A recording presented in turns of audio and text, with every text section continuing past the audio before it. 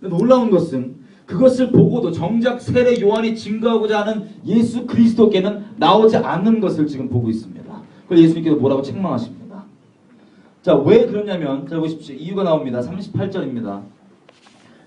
예수님께서 말씀하시면 너희가 나를 왜 안 믿냐면 그 말씀이 하나님의 말씀이 너희 속에 거하지 않기 때문이다. 그 말씀이 그들이 하나님 말씀 안에 거하지 않기 때문에 그 증거를 받고 세례 요한의 증거를 받고 여지껏 말해왔던 그 모든 증거의 실체 주인공이신 예수 그리스도를 믿지 않습니다. 이게 지금 이스라엘 백성들이 한 짓이에요. 39절 뭐까지 하냐? 성경을 근데 디립다 팝니다.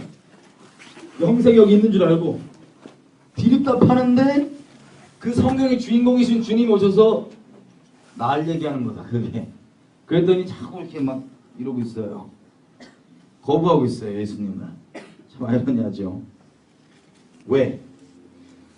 사람의 영광을 구하고 하나님 아닌 다른 것을 심령 가운데 구하는 마음이 있기 때문에 그렇다고 되어 있습니다. 여러분 이 말씀이 우리 지금 이 자리 가운데 또 이 땅 가운데 어떻게 실제 역사하고 있는지 확인해 볼 겁니다. 여러분 확인해 보기 전에요. 먼저 우리 마음을 좀 정해야 됩니다. 기도하는 것처럼.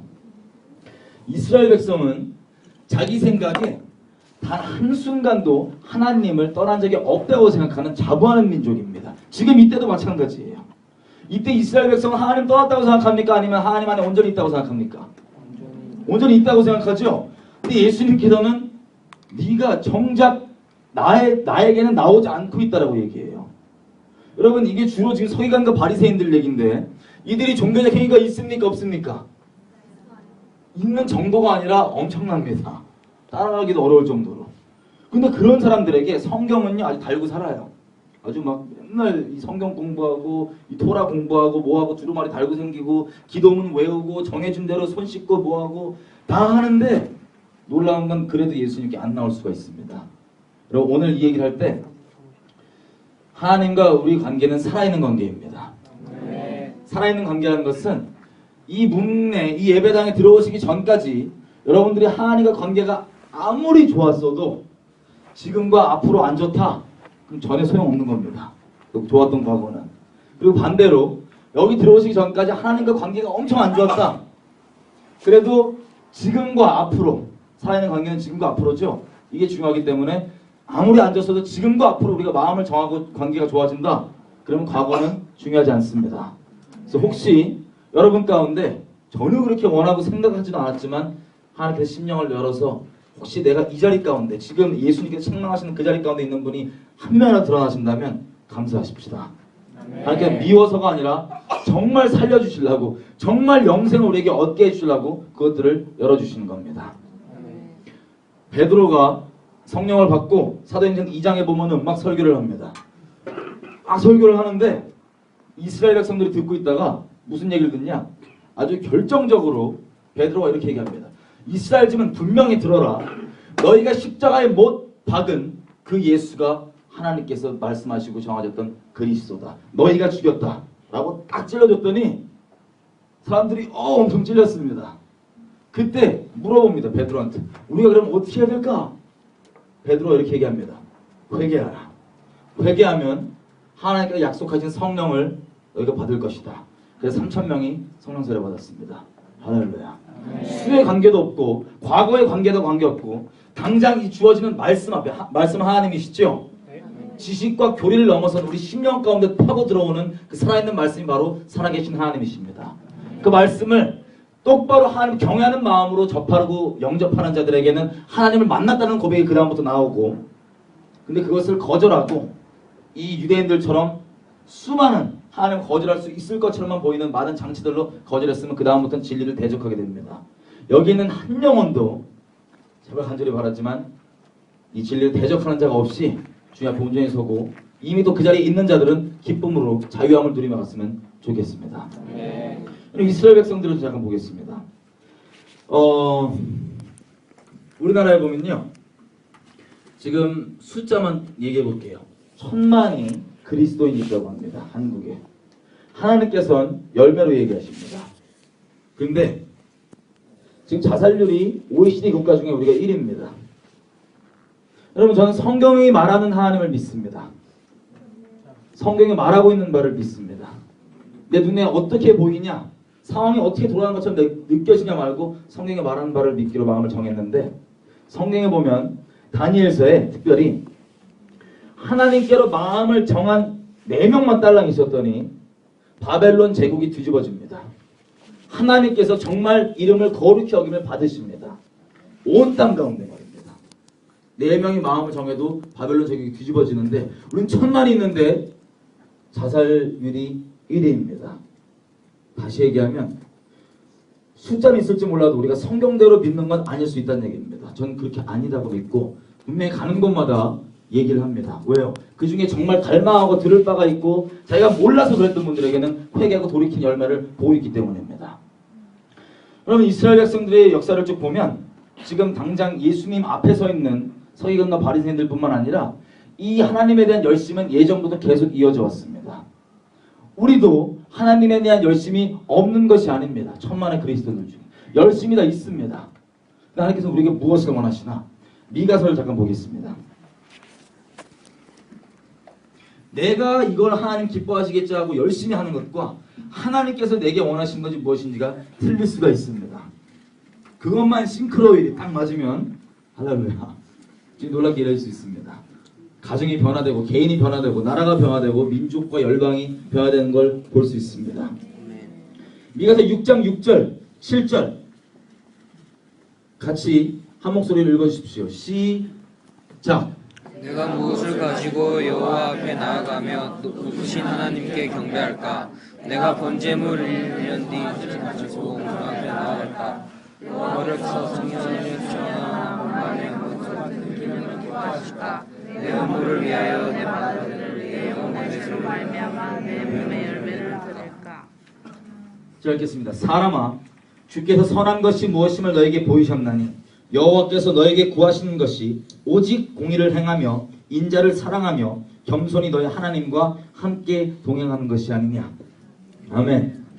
이스라엘 백성이 하나님이 무엇을 원하시는지 각자의 생각들이 있습니다. 하나님께서 짧게 얘기해 주십니다. 이스라엘 백성 갈등하죠. 내가 그러면 하나님 앞에 1000번제를 드릴까? 재물을 10,000개를 드릴까? 뭘 드릴까? 내 죄 때문에 내 아들 값을 치를까? 뭘 할까?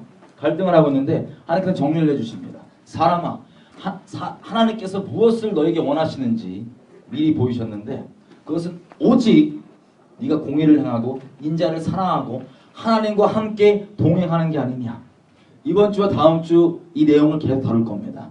여러분, 우리가 하나님을 지식적으로도 알 수 있고 어떤 하나님과 어떤 관계를 맺는 여러 가지 틀이 있을 수 있지만 근본적으로 하나님과 실제 삶 가운데서 동행함이 없다면 우리는 주님과 관계없는 삶일 수 있습니다. 하나님께서 정말 원하시는 건 일상 가운데 실제 하나님과 동행하는 것을 원하십니다. 그 동행에 대해서 계속 나눌 겁니다. 실상 가운데 다음 주까지죠. 오늘 먼저 보고 싶은 건 이겁니다. 호세아서 6장 6절입니다. 성경은 계속해서 본질적으로 똑같은 얘기를 우리에게 얘기하고 있습니다. 호세아서 6장 6절 제가 읽겠습니다. 나는 인애를 원하고 제사를 원치 아니하며 번제보다 하나님 아는 것을 원하노라. 아멘. 이 참 갈등이에요, 그죠? 이사야서 가보겠습니다. 1장. 여러분, 이 말씀 우리가 잘 아는 말씀이었죠? 예수님께서 자주 인용하신, 이 복음서마다 인용하신 그 말씀이고 그 전부터 선지서에서도 계속 얘기하는 말씀입니다. 근데 이것이 본질적으로 어떤 의미인지를 오늘 확인했으면 좋겠습니다. 이사야서 1장 3절입니다. 하나님이 이렇게 얘기하십니다. 소는 그 임자를 알고 나귀는 주인의 구유를 알건만은 이스라엘은 알지 못하고 나의 백성은 깨닫지 못하는도다. 여러분, 이스라엘 백성은 계속해서 주님을 섬긴다 그러고 열심까지 낸다 그러는데 하나님께서는 또 계속 뭐라 그러시냐면 제발 나에게 좀 돌아와라. 네가 나를 모른다 얘기하십니다. 참 아이러니해요. 그럼 이스라엘 백성이 어떤 모양으로 있었을까? 자, 영적 상태입니다. 10절입니다. 1장. 너희 소돔의 관원들아, 여호와의 말씀을 들을지어다. 너희 고모라의 백성아, 우리 하나님의 법에 귀를 기울일지어다. 하나님께서 빈말하시는 분이 아니시죠. 근데 이스라엘 백성을 두고 뭐라 그러시냐면 너 소돔과 고모라야 라고 얘기하십니다. 그러면 소돔과 고모라는 어떤 땅입니까? 죄가 창궐해서 하나님의 심판이 떨어지기 직전인 그런 곳이 바로 소돔과 고모라였습니다. 하나님께서 지금 자기 백성 이스라엘을 두고 이 심판받을 녀석들아라고 얘기하는 거랑 마찬가지입니다. 소돔과 고모라라는 건. 이게 영적 상태였고요. 그럼 겉으로 보이는 육체적 상태는 어떤지 한번 보겠습니다. 다음 절입니다. 11절. 여호와께서 말씀하시되 너희의 무수한 재물이 나에게 무엇이 유익하냐? 나는 수양의 번제와 살찐 짐승의 배부를 얻고 나는 숫송아지나 어린 양이나 수염소의 피를 기뻐하지 아니하노라. 여러분 지금 겉으로 이 눈으로만 보면 이스라엘 백성이 지금 예배가 있습니까 없습니까? 있습니다. 예배 때 드리는 헌신, 제물 이런 것들 있습니까 없습니까? 있습니다. 하나님께서 참 재밌게도 이렇게 얘기합니다. 12절 너희가 이 예배가 있는데 너희가 내 앞에 보이러 나온다. 그것을 누가 너희한테 해달라 그랬느냐? 너희가 내 마당만 밟을 뿐이니라. 그러면 질문 몇 개 드리겠습니다. 우리식으로 지금 따지면 이게 뭐냐면 주일 예배 일요일마다 꼬박꼬박 예를 들어서 막 알코올 섭취 이빨에서 막 맛이 갔어도 꼬박꼬박 나왔다 이런 거예요. 끝까지 주일 예배 나와야 되니까 지킨 거예요. 주일 예배를. 여러분 이거 좋은 겁니까 나쁜 겁니까? 주일 예배 지키는 거 일요일날 예배 꼬박꼬박 나오는 거 예배당 좋은 겁니까 나쁜 겁니까? 좋은 걸 수도 있고 나쁜 걸 수도 있습니다. 결론부터 말씀드리면 하나님께서는 내 눈에 아무리 좋아 보이는 종교적 행위일지라도 그 행위 때문에는 감동 못 받으십니다. 주님은 어떠한 행위든 그것을 왜 하느냐 그 마음을 감찰하시고 그 마음 때문에 감동받으시는데 특별히 하나님을 사랑해서 하는 일이면 주님 흠뻑 감동받으십니다. 근데 보니까 별로 기뻐하지 않았어요. 누가 너한테 그거 해달라 그랬냐 이렇게 얘기하십니다. 다음 절 이어서 볼게요. 13절 헛된 재물을 다시는 가져오지 마라. 분양은 나의 가증이 여기는 바요. 월삭과 안식일과 대회를 모이는 것도 그러하니 너희가 거룩한 모임이라고 이 예배에 모여서 모임과 동시에 악을 행하는 것을 내가 견디지 못하겠다. 내 마음이 너희의 월삭과 정한 절기를 싫어하나니 그것이 내게 무거운 짐이라 내가 그것을 지기에 피곤하다 라고 얘기했습니다. 우리는 분명히 지금 이 주일 예배뿐만 아니라 뭐 모든 모임 다 모이는 거예요. 이렇게 세미나 있으면 꼭 오고 새벽기도 꼬박꼬박 나오고 수련회 꼬박꼬박 안 빠지고 꼬박꼬박 다 나왔는데 그것도 얼마나 힘들게 나왔어요. 우리가 막 뭐 바쁜데 나와 그러고 얼굴에만 찍어줬는데 주님 뭐라 하시냐면은 그거 내가 원치 않는다. 누가 나한테 그거 해달라 그랬냐 이렇게 얘기했어요. 그리고 그 재물이죠. 재물 갖고 오는 거. 여러분 말이 소 양이지 이거 얼마나 비싸요 이거. 한 마리 끌고 오는데 이거 어떻게 끌고 와 이걸 또. 와갖고 이걸 겨우겨우 그 아까운 거를 다 바치는데 주님께서 다시는 그따위 헛된 재물을 갖고 오지 말라 그러십니다. 여러분 말라기서에는 좀 더 심하게 얘기하세요. 여러분 제 표현이 아니에요. 주님 표현이에요. 제가 약간 이렇게 부드럽게 만들게요. 너무 놀라지 마세요. 말라기에 보시면 이 재물을 자꾸 바치는 이스라엘 백성 반드시 예배드릴 때 재물을 바쳐야 되잖아요. 재물을 바치는데 하나님께서 이렇게 얘기했어요. 제발 저 예배당 문 닫아버려라. 제발 누가 저 예배당 문 좀 닫아줘라. 그래서 다시는 이 쓰잘데없는 헛된 재물 나에게 못 드리게 제발 저 문 좀 닫아줘라. 이렇게 얘기했어요. 여러분 예물 드린다는 건 우리도 지금 따지면 11조 하는 거, 뭐 헌금하는 거, 아니면은 뭐 물질이 아니라 헌신하는 거, 직분 우리가 가져갖고 헌신하고 봉사하고 뭐 이런 것들이 여러 가지. 근데 이런 거 좋은 거예요, 나쁜 거예요? 벌써 한 번의 질문에 이미 눈치를 채셨군요. 좋은 걸 수도 있고 나쁜 걸 수도 있습니다. 그러니까 이게 뭐라 그러시는데 이스라엘 백성이 지금 어떤 상태냐면 이래요. 아니 지금 재물을 갖고 오랬으니까 재물 갖고 오는데 흠 있는 재물.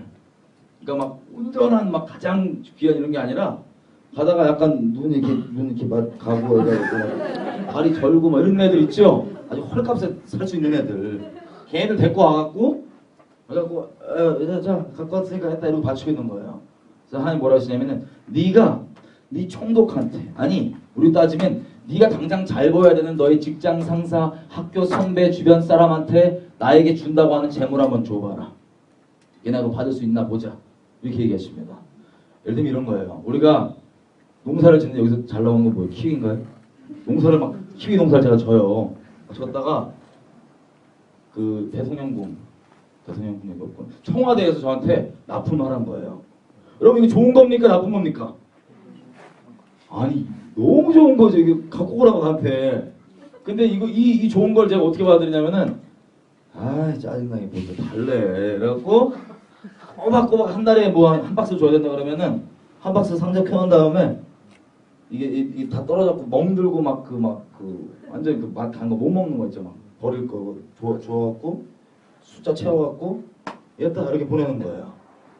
그러면 명박이 형이 화날까요? 안 화날까요? 청와대에서 이게 황당할까 안 황당할까요? 얼마나 황당했어요 지금. 보통 갔으면 좋다고 이거 막 싸르고 이거 하는데 막 짜증나고 의무상 막 해갖고 여기다 이렇게 주는 거예요. 여러분 옛날 시대였으면 저 목 잘릴 수도 있습니다. 왕한테 지금 막 대충 막 이걸 지금 이스라엘 백성들 하고 있는 거예요. 모양만 남아 있습니다. 모양만. 좀 심한 표현은 너희 희생절기의 그 응가를 막 너희 얼굴에 칠해버린다. 주님 이러세요. 말라기서 얼마나 화나셨으면. 나 진짜 이분 마음 생각하면. 해보세요. 이게 왜 그랬냐면 아니 우리 헌금 이런 거 있잖아요. 막 얼떨결에 왔다가 지금 헌금 내니까 쪽팔리니까 아이씨 중간 뒤져보라고 이렇게 요런 거예요. 쉽게 얘기하면. 그리고 다시 이사야서 1장 와볼게요. 예배 드리러 왔을 때 참 이런 걸 봤습니다. 이게 얼굴 도장 찍으러 나온다고 했잖아요. 얼굴 보이러 온다고. 제가 말이 좀 길더라고요. 설교가.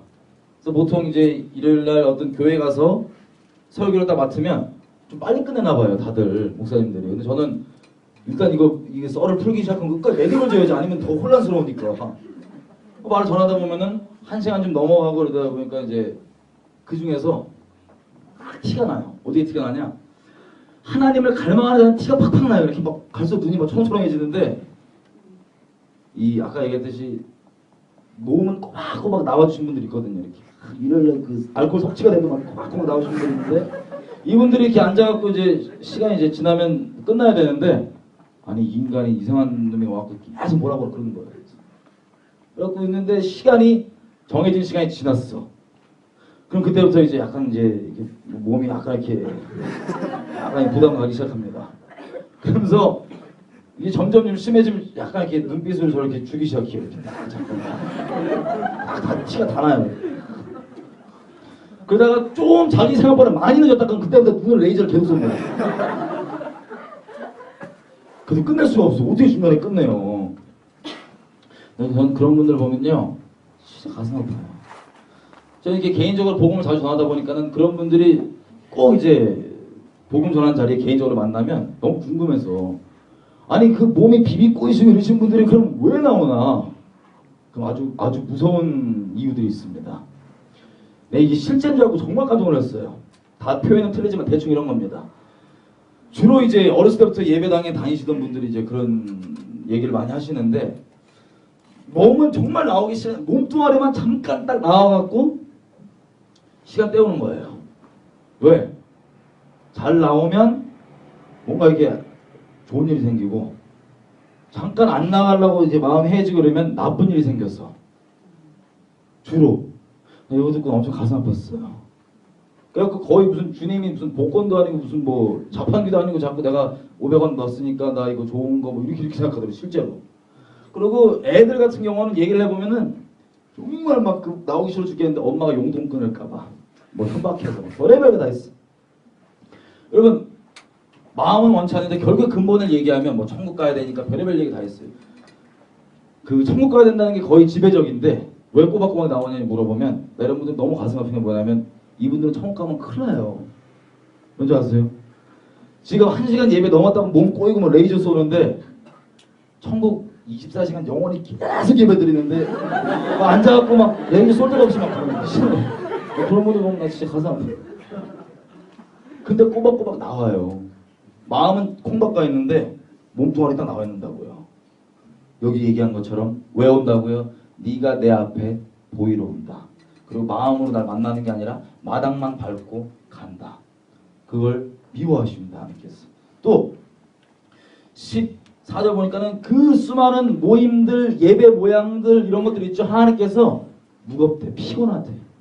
내가 그것을 지기 이제 너무나 피곤하다. 왜냐면 이스라엘 백성도 마지못해서 막 그러니까 막 마지못하고 이거 지켜야 되니까 막 이악물고 지키는데 너무 피곤해갖고 주님께서 나 더 이상 그거 못 지겠다. 너의 그 짐을 내가 못 지겠어. 15절 너희가 손을 펼 때 내가 눈을 가리우고 너희가 많이 기도할지라도 내가 듣지 아니하리니 이것은 너희 손에 피가 가득함이니라. 여러분 여기 보니까 이스라엘 백성이 기도를 많이 하니까 조금 합니까? 많이 하죠. 여러분 기도 많이 하는 거 좋은 겁니까? 나쁜 겁니까? 이것도 좋은 걸 수도 있고 나쁜 걸 수도 있습니다. 여러분 우리 민족은 기도가 모자른 민족이라고 생각하지 않습니다. 여기 새신자분들 없죠? 있으면 손 들어주세요. 없으면 시험 안 받으니까 얘기하면. 여러분 우리는 기도가 모자르지 않습니다. 하나님께서 예수의 이름 안에 우리가 열면 닫을 자가 없고 닫으면 열 자가 없는 놀라운 권세를 주셨는데 우리가 묶는 거 푸는 거 하늘 땅에서 이렇게 될 수 있는 권세를 주셨는데 와 놀랍게도 이 권세를 가지고 주로 여는 게 막 서울대 문 주로 여는 게 막 삼성 막 깨져라 막 완전 무척살 났어요. 영적문화님 계속 막 그 주로 이제 그 아주 구체적으로 그 열심히 나오는 기도 이제 그 미래의 배우자 이런 것들. 여러분 기도가 모자르지 않습니다. 이스라엘 백성도 기도가 모자르지 않았습니다. 근데 주님께서 기도 많이 한다고 무조건 되는 게 아니라 어떤 마음으로 하느냐가 중요합니다. 다시 말씀드리지만 주님은 마음을 감찰하시는 분이십니다. 마음을 원하시는 분이십니다. 그래서 그런 거예요. 그럼 시편 50편장을 가보겠습니다. 이게 이스라엘 백성이 기본적으로 하나님과의 관계예요. 계속 이스라엘 백성은 겉으로 볼 때 있는 예배 종교적 모양은 다 있습니다. 아주 열심까지 곁들어서 있어요. 그냥 있지 않아요. 근데 주님께서는 계속 얘기하시기를 나에게 돌아가라. 제발 나에게 돌아가라. 네가 날 알지 못한다. 시편 50편입니다. 시편 50편에도 아주 정리가 잘 돼 있습니다.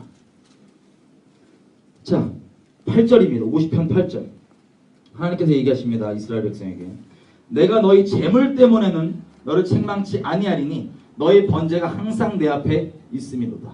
아까 본 것처럼 재물 드리는 것 예배가 항상 이스라엘 백성 앞에 있습니다. 근데 그것 때문에 그게 예배가 내가 너한테 뭐라 그러는 건 네가 예배를 안 나와서 예배를 안 지켜서 이런 것 때문에 뭐라 그러는 게 아니다. 그럼 뭘 뭐라 그러시냐? 9절 내가 너희 집에서 소나 너희 우리에서 염소를 취하지 아니할 것은 삼림의 짐승들과 모든 산들에 있는 가축들이 다 내 것이며 내가 가령 너의 생각대로 실제 내가 이렇게 배가 막 고플지라도 너한테는 달라고 안 그럴 거다. 왜? 만물이 다 내 거기 때문에. 이게 무슨 뜻이냐면요. 이스라엘 백성이 하나님께 그렇게 자기가 힘써서 드린다고 하는 예배의 모양 우리 지금 따져볼게요. 꼬박꼬박 예배당 나와주는 거 이런 거 참석해 주는 거 그리고 기도해 드리는 거 말씀과 드리는 거 헌금에 드리는 거 헌신에 드리는 거 이것들 있잖아요. 하나님께 이렇게 얘기하십니다. 금도 은도 다 내 거다. 여러분 주님이 돈 필요하신 분이세요? 돈 필요 없으시죠? 아 이게 믿음 없으신 분들 있네. 우리 주님은 돈 전혀 필요 없으신 분이십니다. 금도 은도 이분 겁니다.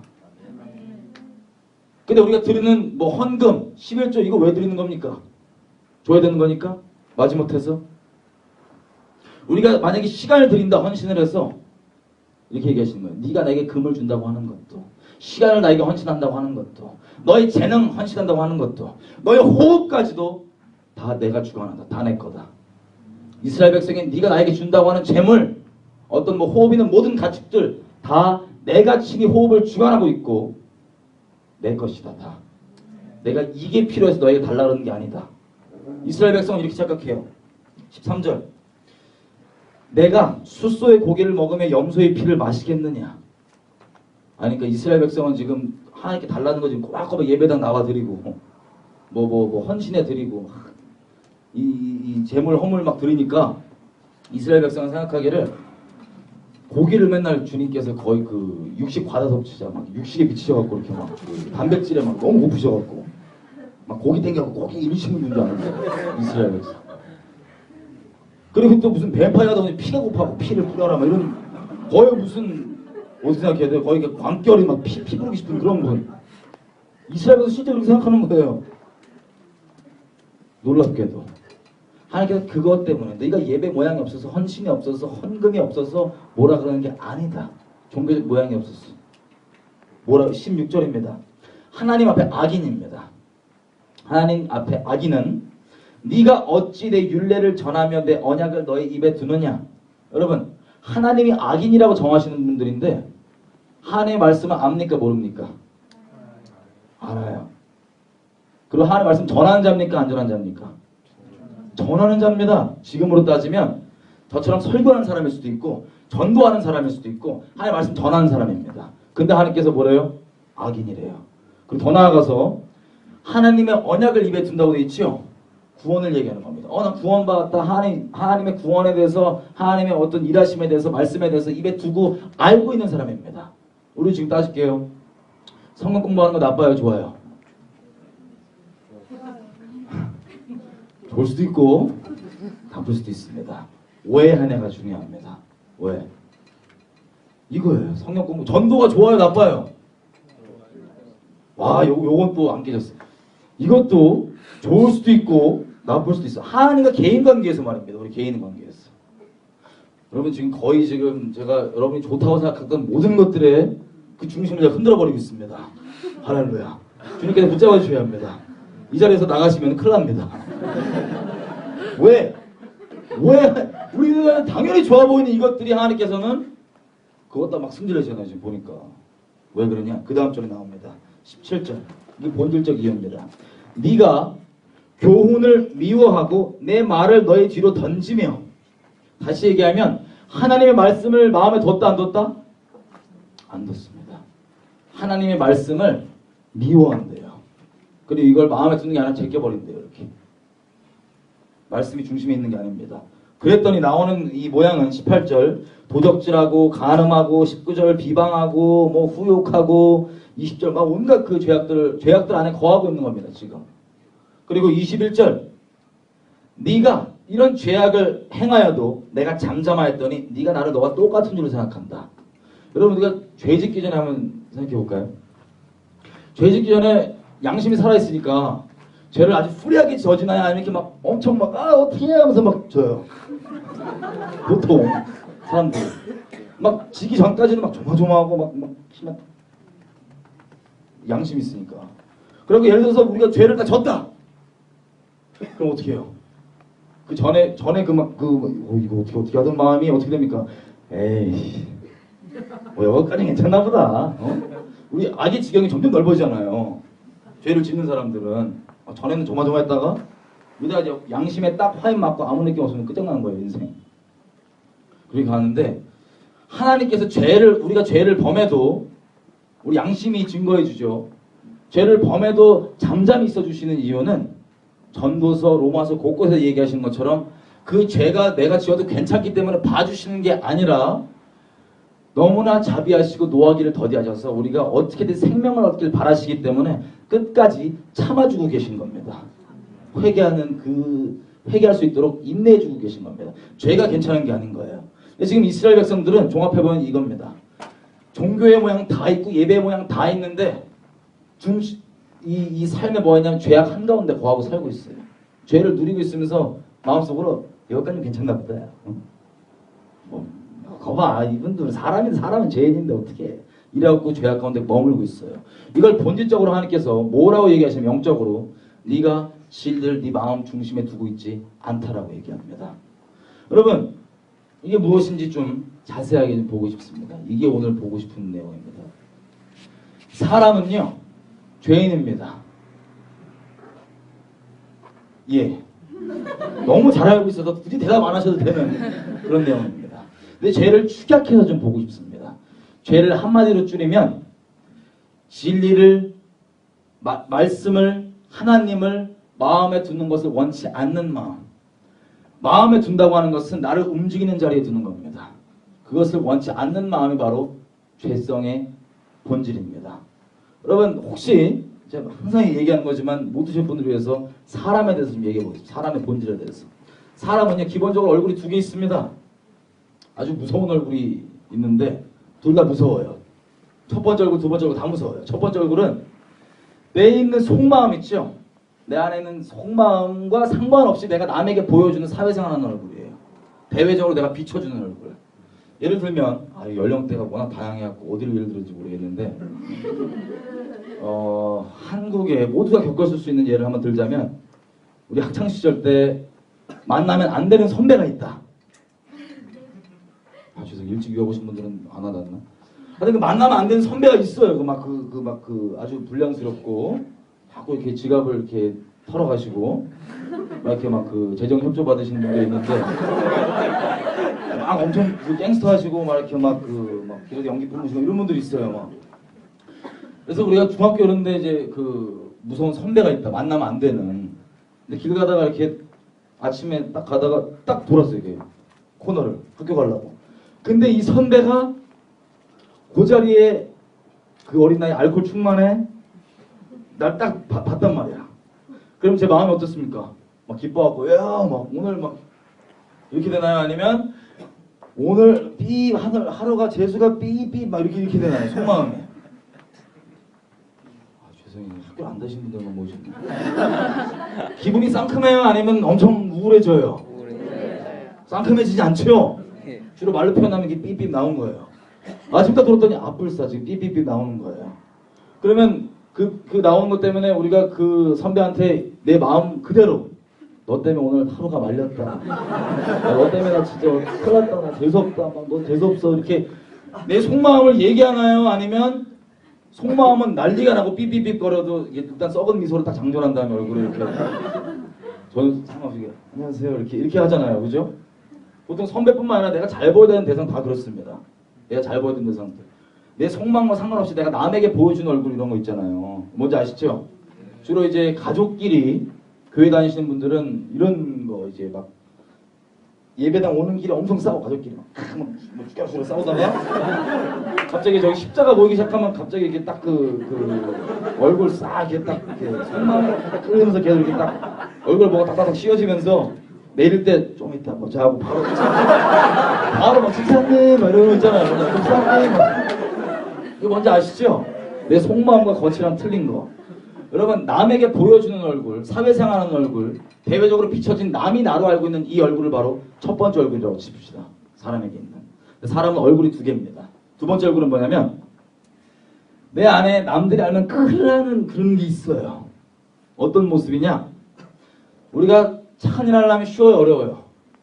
막 용을 쓰고 해갖고 막 착한 일을 겨우 했어.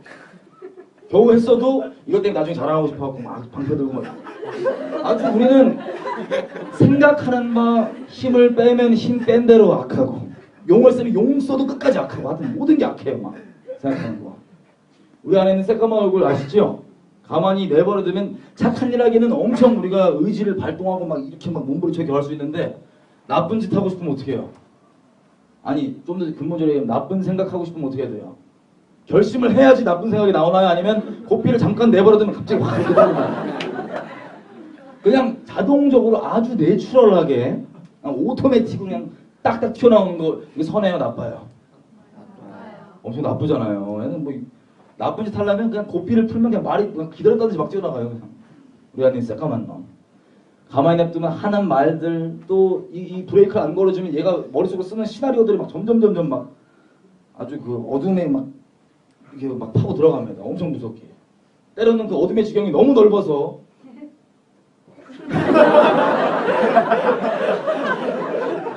너무 넓어서 이제 자기 스스로 자꾸 불이 나고 막 이런 분도 있는데 그런 존재.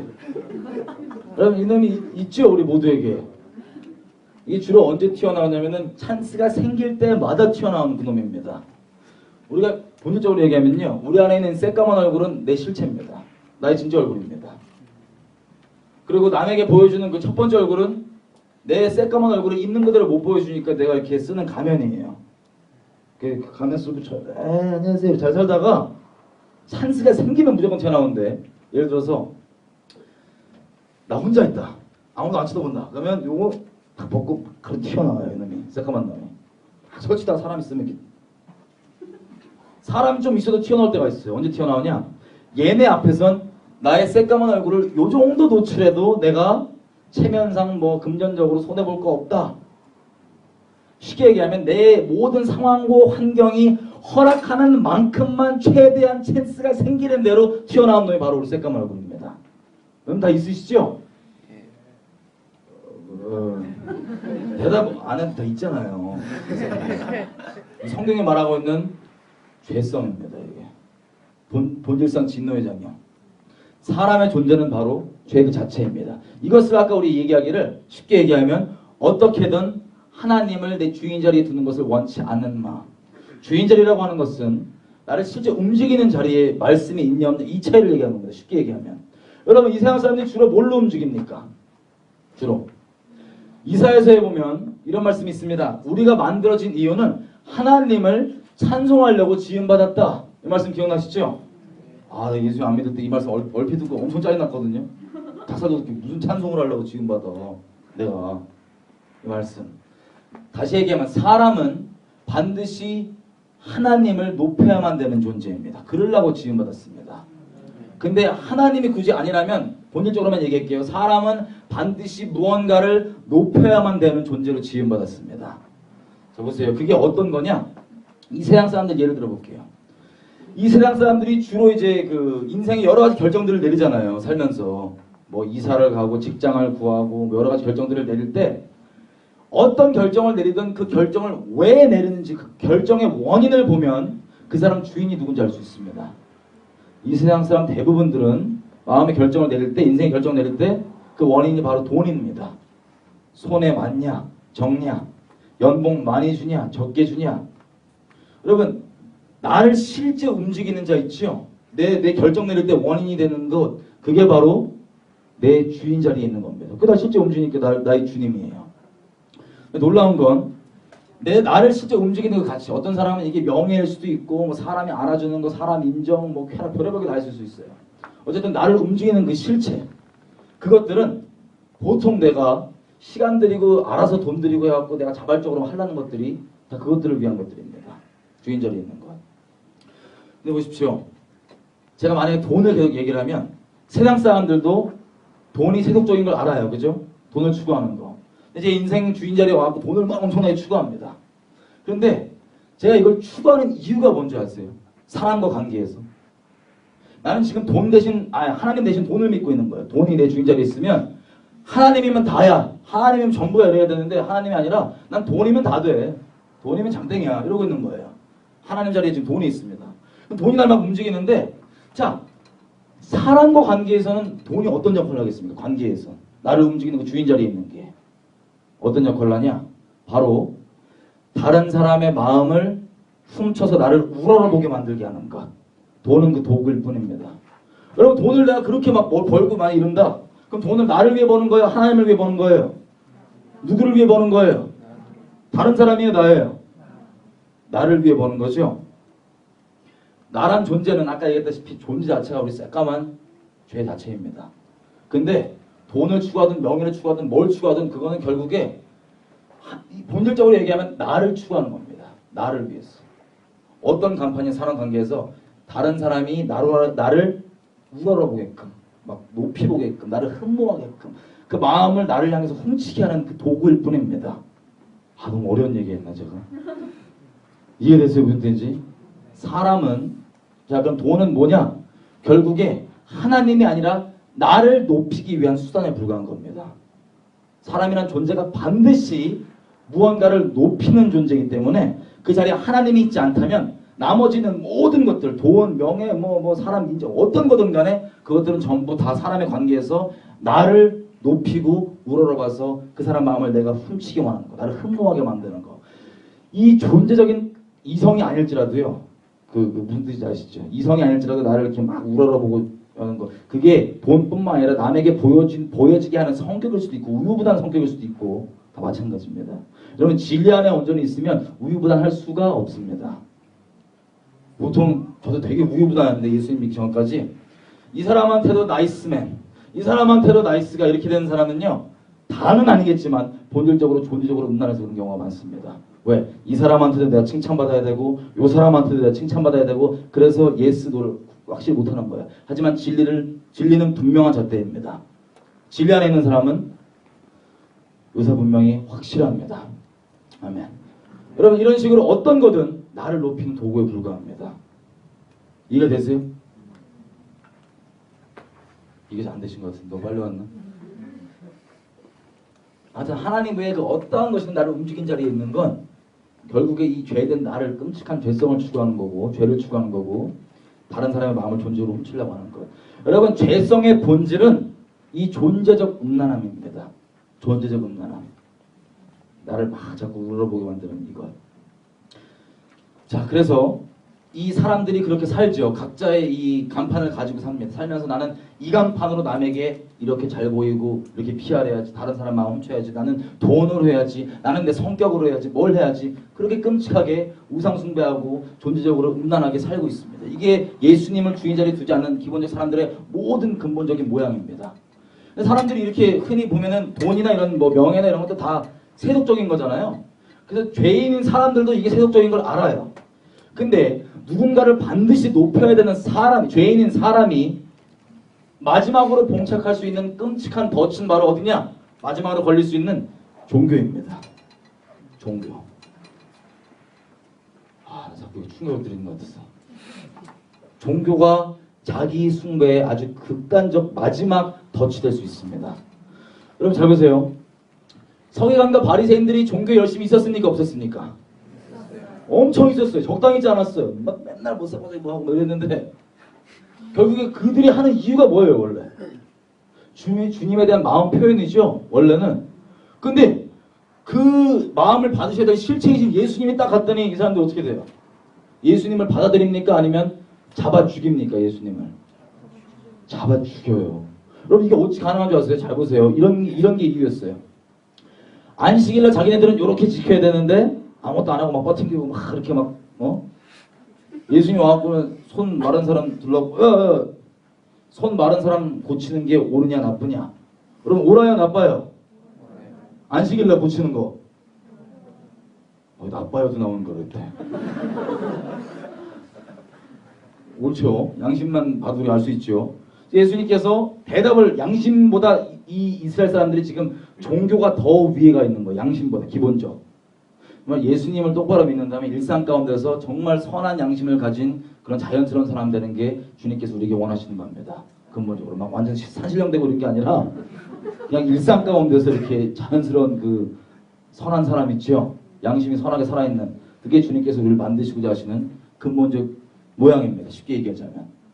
물론 초자연적인 것도 우리에게 자연스러운 걸로 말입니다. 그냥 아예 자연스럽게. 근데 보시면 예수님이 그 마음의 악독함을 보시고 승질내서 이렇게 막 노래 보다가 여러분 주님이 화내신 게 많지가 않습니다. 성경에 보면 예수님께 직접. 근데 그때 화를 내서 노하셔서 노래 보시다가 손을 고치십니다. 되게 놀랍게도 그때부터 서기관과 바리새인들이 예수님을 어떻게 잡아줄까 의논하기 시작합니다.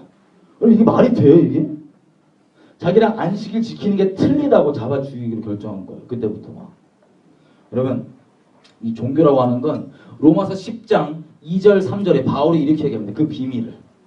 겉으로 볼 때는 정말 하나님께 열심히 있는 것 같지만 이렇게 얘기했어요. 그들이 하나님의 의를 모르고 자기의 의를 세우려고 그 열심을 내는도다. 여러분 제가 아까 얘기했다시피 세속적으로는 돈, 명예 뭐 이런 걸 추구하는 게 본질적으로 누구를 높이기 위한 거라고요? 자기를 높이기 위한 거. 근데 종교라고 하는 건 자 사람이 바보가 아닌 이상 이 천지 만물을 곰곰이 생각해보면 창조주를 인정할 수밖에 없습니다. 그게 로마서 1장이 얘기하는 겁니다. 그래서 누구도 핑계치 못합니다. 나중에. 근데 중요한 건 뭐냐면 하나님께서 어떠한 분이신지 성령을 통해서 열어주시지 않고 깨닫게 해주지 않으면 이분이 어떠한 분인지 몰라요. 근데 객관적으로 창조주는 있다라고 하는 객관적 사실은 알 수 있습니다. 우리 스스로의 지혜로 주님 찾아올 수 있도록. 근데 쉽게 얘기하면 계시가 없는 상태죠. 그 상황에서 뭘 하냐? 사람들끼리 행동 양식을 정합니다. 우리는 이걸 옳은 걸로 하고 저건 나쁜 걸로 하고 이건 이렇게 하기로 하고 저건 저렇게 하기로 하자. 행동 양식을 자기네끼리 패턴을 정한 다음에 그대로 행동하면 그것을 종교라고 합니다. 쉽게. 그 종교의 이유가 뭐냐? 이렇게 행동하면 창조주가 나 좀 이쁘게 봐주겠지 하는 계시가 없기 때문에 주님께서 이미 그 모든 것들을 완성하시고 이 자비 가운데 주님만 순결히 따라가면 될 수 있도록 길을 열어놓으셨는데 그 십자가 길을 모르기 때문에 그렇게 만드는 것, 열심을 내서 그걸 바로 종교라고 합니다. 근데 놀랍게도 종교가 그 정말 주님이 주인 자리에 있지 않는 사람에게 종교의 열심은 자기를 위한 걸까요? 하나님을 위한 걸까요? 종교의 행위를 통하여서 다른 사람 마음을 훔쳐 자기를 우러러보게 만들라는 게 그 근본 원인입니다. 사람은 본질이 똑같습니다. 어떤 것은. 근데 세속을 떠나서 어떻게든 자기를 추구하려고 하는 사람들한테 걸리는 마지막 덫이 그래서 바로 종교입니다. 이해가 됐어요, 부터인지? 엄청 어렵다 오늘. 그죠? 종교는 마지막 덫입니다. 사람이 자기를 높이는. 그래서 그거 열심을 내면 낼수록 그 열심은 하나님을 사랑해서 나온 열심이에요? 아니면 자기를 높이기 위한 열심이에요? 이렇게 지키고 저렇게 지키니까 사람들이 믿음 좋다. 막 잘 나간다. 뭐 이런 거. 여러분, 저도 예수님 믿고요. 덫에 잠깐 빠질 뻔했습니다. 덫에. 어떤 덫이냐? 처음에는 주님이 저를 사랑해 주셨고 그 사랑에 뒤집어 잡고 막 맨날 전도하고 다니고 막 예배드리고, 왜냐면 주변에 살아야 되니까 예배드리고 막 기도하고 그랬습니다. 근데 한 6개월 지났더니 사람 말이 이런 게 가끔씩 들리는 거예요. 야, 믿음 좋다. 근데 어느 순간부터 하나님께서 제 마음을 조명해 주시는데 겉으로 볼 때는 똑같이 예배고 전도고 기도고 뭐 이런 건데 그 행하는 그 원인을 내가 사람을 마음을 훔치려고 하는 걸 계속 보여주시는 거예요. 엄청 부담스럽습니다. 아니 설마 내가 주님 사람 그렇게 봤는데 어떻게 나를 우러러보게 하려고. 쉽게 얘기하면 기도하다가 사람 들어오면 더 오바해. 막. 난 몰랐어요. 나 이런 게 뭔지. 더 오바하고 막 더 깔락깔락하고 막 이러니까 주님께서 자꾸 이렇게 마음을 들춰주시는데 네가 지금 어느 순간부터 제가 하나님 사랑 때문에 하는 게 아니라 겉으로 볼 때는 아무도 몰라요. 똑같이 좋게만 봅니다. 와 열심히 했다. 근데 그 원인이 사람 마음 잘 보이려고 막 우러러보고 이러는 거 보여주시는 거예요. 오늘 괴로웠습니다. 깨닫게 해주셨죠. 더 나아가서는 죄송한 얘기지만 그 불특정 다수의 그 자매들의 마음 훔치고 싶어하는 그 마음.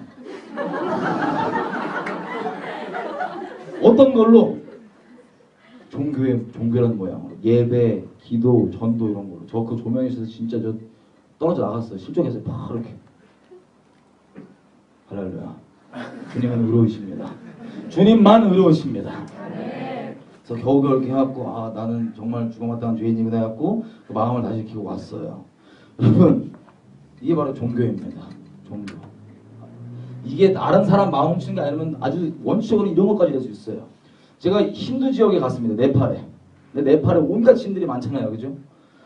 한 분이 그 마을 사람이 아침부터 아주 신심 있으신 분이 있어요. 종교성. 그래갖고 뭐 더럽게 그 우상에다 뭐 자꾸 뭐 쌀 뿌리고 막 이러는 거예요. 막 준다고. 뭐 그런가 보다 하고 있었는데 이제 낮에 엄청 그 힘든 그 그지 같은 사람 있죠. 그지 같은 게 아니라 그지죠. 그지가 딱 지나가니까 이 사람 도와줬어요. 너무 궁금한 거. 어떤 마음인지 너무 궁금한 거예요. 신심이 있으니까. 물어봤더니 이게 어떤 마음으로 도와줬냐 그랬더니 그 사람이 대놓고 얘기합니다. 이걸 내가 도와줌으로써 내가 섬기는 신이 나한테 복 줄 거라는 거예요. 와! 그럼 겉으로 볼 때는 이 좋아 보이는 선행이 신을 사랑해서입니까? 하나님을 사랑해서입니까? 아니면 자기를 위해서입니까? 와, 다 이래요. 다. 본질적으로 사랑하는 거. 너무나 끔찍하겠죠. 이게 바로 종교입니다. 근데 칭찬까지 받습니다. 사람의 이 높이는 이거. 자, 여기서 보니까 시편 50편의 17절에 교훈을 마음에 두지 않는다. 미워한다. 다시 얘기하면 이스라엘 백성의 종교적 모양이 다 있지만 하나님이 그 중심에 있지 않다는 소리입니다. 하나님이 중심에 있지 않고도 우리가 지금 말했던 대로 종교의 열심과 행위가 아주 넘쳐날 수 있습니다. 그게 지금 이스라엘 백성이 하고 있던 거예요. 그래서 본질적으로 죄악에 거하고 있으니까 그대로 종교 행위는 내 핑계거리 어떤 내가 죄질 수 있는 또 익스큐즈까지 돼요. 그래서 거하고 있습니다. 예레미야서 7장에는 주님께서 예레미야 통해서 이렇게 얘기하십니다. 이 성전 안에 여호와의 성전 안에 사람들이 막 예배드리러 오니까 이렇게 얘기했어요. 너희가 이것이 여호와의 성전이라고 하는 거짓말을 믿지 말아라. 왜? 너희가 똑같이 간음하고 도적질하고 악독한 짓 하면서 이 안에 들어가고 나는 구원받았다고 네 입으로 말하느냐? 네가 그 입으로 말한 이유 자체가 뭐냐면 네 죄를 합리화하려고 한다. 여러분 지금 이게 이스라엘 백성이 하고 있는 모양입니다. 이해가 됐어요? 뭔지? 겉으로 볼 때는 종교의 모양이 있고 본질은 하나님을 이용해서 다른 사람이 나를 우러러보게 하려는 끔찍한 범죄적 음란함 가운데 처해 있는. 그래서 계속 주님께서 돌아오라고 그러셨습니다. 그럼 하나님께서 우리가 어떻게 해야 되냐? 해보십시오. 시편 50편 5절에 보면 그 답이 나와 있습니다. 시편 50편 5절. 하나님께서 정의하신 성도입니다. 이르시되 나의 성도를 내 앞에 모으라. 곧 제사로 나와 언약한 자니라 하시도다. 아멘. 하나님과 언약을 맺은 자가 하나님 앞에 성도입니다. 언약을 맺은 자. 근데 무엇으로 언약을 맺어요? 제사로 언약을 맺은 자. 여러분 이스라엘 백성이 지금 껍데기만 남아있지만 본래는 어떻게 된 줄 아세요? 하나님께서 원래 의도하셨던 이스라엘 백성의 제사는 지금 모양만 나와갖고 씨가 와갖고 떼하고 야 이거 대충 양 소잡고 피 쩍쩍 뿌리고 끝났냐 가고 이러는데 원래 하나님께서 의도하시는 제사는 이겁니다. 로마서 얘기한 대로 믿음으로 드리는 제사. 믿음은 내가 바라는 것들을 실제죠. 바라는 것들의 실제. 그러니까 믿음은 내 실체입니다. 실체. 믿음으로 제사를 드리는 게 하나님께서 원하시는 거예요. 그럼 믿음으로 제사 드리는 게 뭔지 한번 가보겠습니다. 여러분 우리가 양을 데리고 옵니다. 보통 이스라엘 백성이면 데리고 와서 이 양을 데리러 이 성전에 나오는 이유가 뭡니까? 누굴 만나려고 나오는 겁니까? 거룩하신 그분과 끊어질까봐 그분이 이 감당할 수 없는 죄를 없애려고 나오는 겁니다. 그래서 이 양을 데리고 나옵니다. 그 다음에 이 양 앞에 내가 내 죄를 쭉 전달합니다. 이때부터 갈등이 시작될 수 있어요. 죄를 막 전달할 때 솔직히 이제 여기서 내 죄를 숨기면 어떻게 됩니까? 주님 만납니까 못 만납니까? 아 헷갈리세요? 막 제가 이 죄를 낱낱이 다 전하는데 만약에 나도 솔직히 이 얘기하면은 주변 사람 얼굴 못 보겠다 싶은 민망한 죄악들이 있을 수 있어요. 우리 그게 반드시 주어져야 됩니다. 주님 요걸 막 전가하는데 요거 밝히면 내 앞에 주변 사람 뭐 제사장이고 누구 들으면 아 쪽팔려서 이제 어떻게 살지? 이래갖고 몇 개 안 내뱉고 대충 이렇게 했다. 그러면 이미 이 사람은 하나님 못 만납니다. 왜냐면 하나님 이 죄를 숨기고 지금 사람을 두려워하고 있거든요. 하나님을 두려워하는 게 아니라 이 사람은 이미 하나님 못 만납니다. 하나님을 만나러 온 게 아니에요. 그냥 껍데기 몸만 온 겁니다. 사람에게 잘 보이려고 사람이 아직 주인입니다. 온 거예요. 근데 우리가 지금 얘기하는 건 정말 하나님을 경외해서 이 모든 죄악을 다 낱낱이 고백하고 진짜 목적은 거룩하신 하나님을 뵈려고 나온 사람들 예를 들어보겠습니다. 다 낱낱이 고해요. 그럼 양이 또 멀뚱멀뚱 있을 거 아니에요. 얘를 데리고 누군 앞에서 직접 이게 이제 이 번제를 드리기 시작합니다. 그럼 번제를 드리는 건 어떻게 드립니까? 대충 죽여야 되니까 이렇게 믹서기로 쫙 갈아서 끝내고 이런 거 아니죠. 성경에 나와 있는 대로 가죽 뺏기고 살 뜨고 내장 버릴 거 버리고 꺼낼 거 꺼내고 뭐 가를 거 가르고 피 모으고 뿌리고 다 그걸 일일이 다 합니다. 앞에서 내가 데리고 온 그 양을. 여러분 그럼 이 양은 왜 이런 꼴을 당하는 거예요? 이 꼴을 왜 당해야 되는 거예요? 무엇 때문에? 누구 죄입니까? 내 죄 때문에 이 꼴을 당하는 겁니다. 그럼 믿음으로 드렸다면 이건 양이 아니라 나예요. 나. 믿음으로 드렸다면. 근데 이스라엘 백성은 믿음 없이 어떻게 드리고 있냐면 해야 되는 거니까 십자가 빨리 해봐. 이러고 있는 거예요. 근데 본질적으로 얘기하면 믿음으로 드리니까 나의 죄를 눈앞에서 그럼 상상을 해보세요. 여러분 혹시 뭐 애완동물 이런 거 키우세요? 애완동물 필요 없어. 하여튼 뭐 무슨 꽃 이게 잡아 보였어요 그런 거? 눈앞에 잡는 거예요. 실제 이렇게. 그러면 내게 이게 믿음으로 드린다면 이게 죄 때문에 이런 건데 하나님께서 거룩하시고 공의로우시기 때문에 죄랑 섞일 수 없기 때문에 이런 일이 필요한 겁니다. 하나님의 죄에 대한 엄연한 심판이십니다. 그래서 이걸 믿음으로 드리면 하나님의 경외함이 심령 가운데 생깁니다. 이분이 얼마나 두려우신 분이신지 얼마나 거룩하신 분이신지 심령 가운데 새겨집니다. 근데 거기서 그치지 않고 이 거룩하셔서 공의로우셔서 나랑 죄인이 나랑 섞일 수 없는 그분이 나랑 함께 하시고 나를 사랑하셔서 나 대신 이 양을 잡으시는 거예요. 이 믿음으로 제사를 정말 드렸다면 하나님을 경외함 뿐만 아니라 하나님의 사랑과 자비까지도 심령 가운데 새겨지게 되어 있습니다. 하나님께서 제사를 드리라고 하는 근본적 이유는 이 마음을 우리 가운데 주고 싶어서 드리라고 그런 겁니다. 여러분 시편 51편 가보겠습니다. 다윗이 밧세바를 범한 다음에 그 끔찍한 죄악을 범한 다음에 이렇게 고백합니다. 16절 주는 제사를 즐겨 아니하시나니 그렇지 않으면 내가 드렸을 것이다. 주는 번제를 기뻐 아니하시나이다. 아니 그 끔찍한 죄 져놓고 지금 막 회개하는 사람이 뭐래요? 주님이 번제를 기뻐한다 안 기뻐한다? 그걸 기뻐하지 않는데요. 그럼 뭘 원하시냐? 그 다음 절입니다. 17절. 하나님께서 구하시는 제사는 상한 심령이다. 하나님이여 상하고 통회하는 마음을 주께서 멸시치 아니하시리로다. 여러분, 다윗이 하나님의 마음에 합한 자입니까? 아닙니까? 하나님의 마음을 아는 자죠.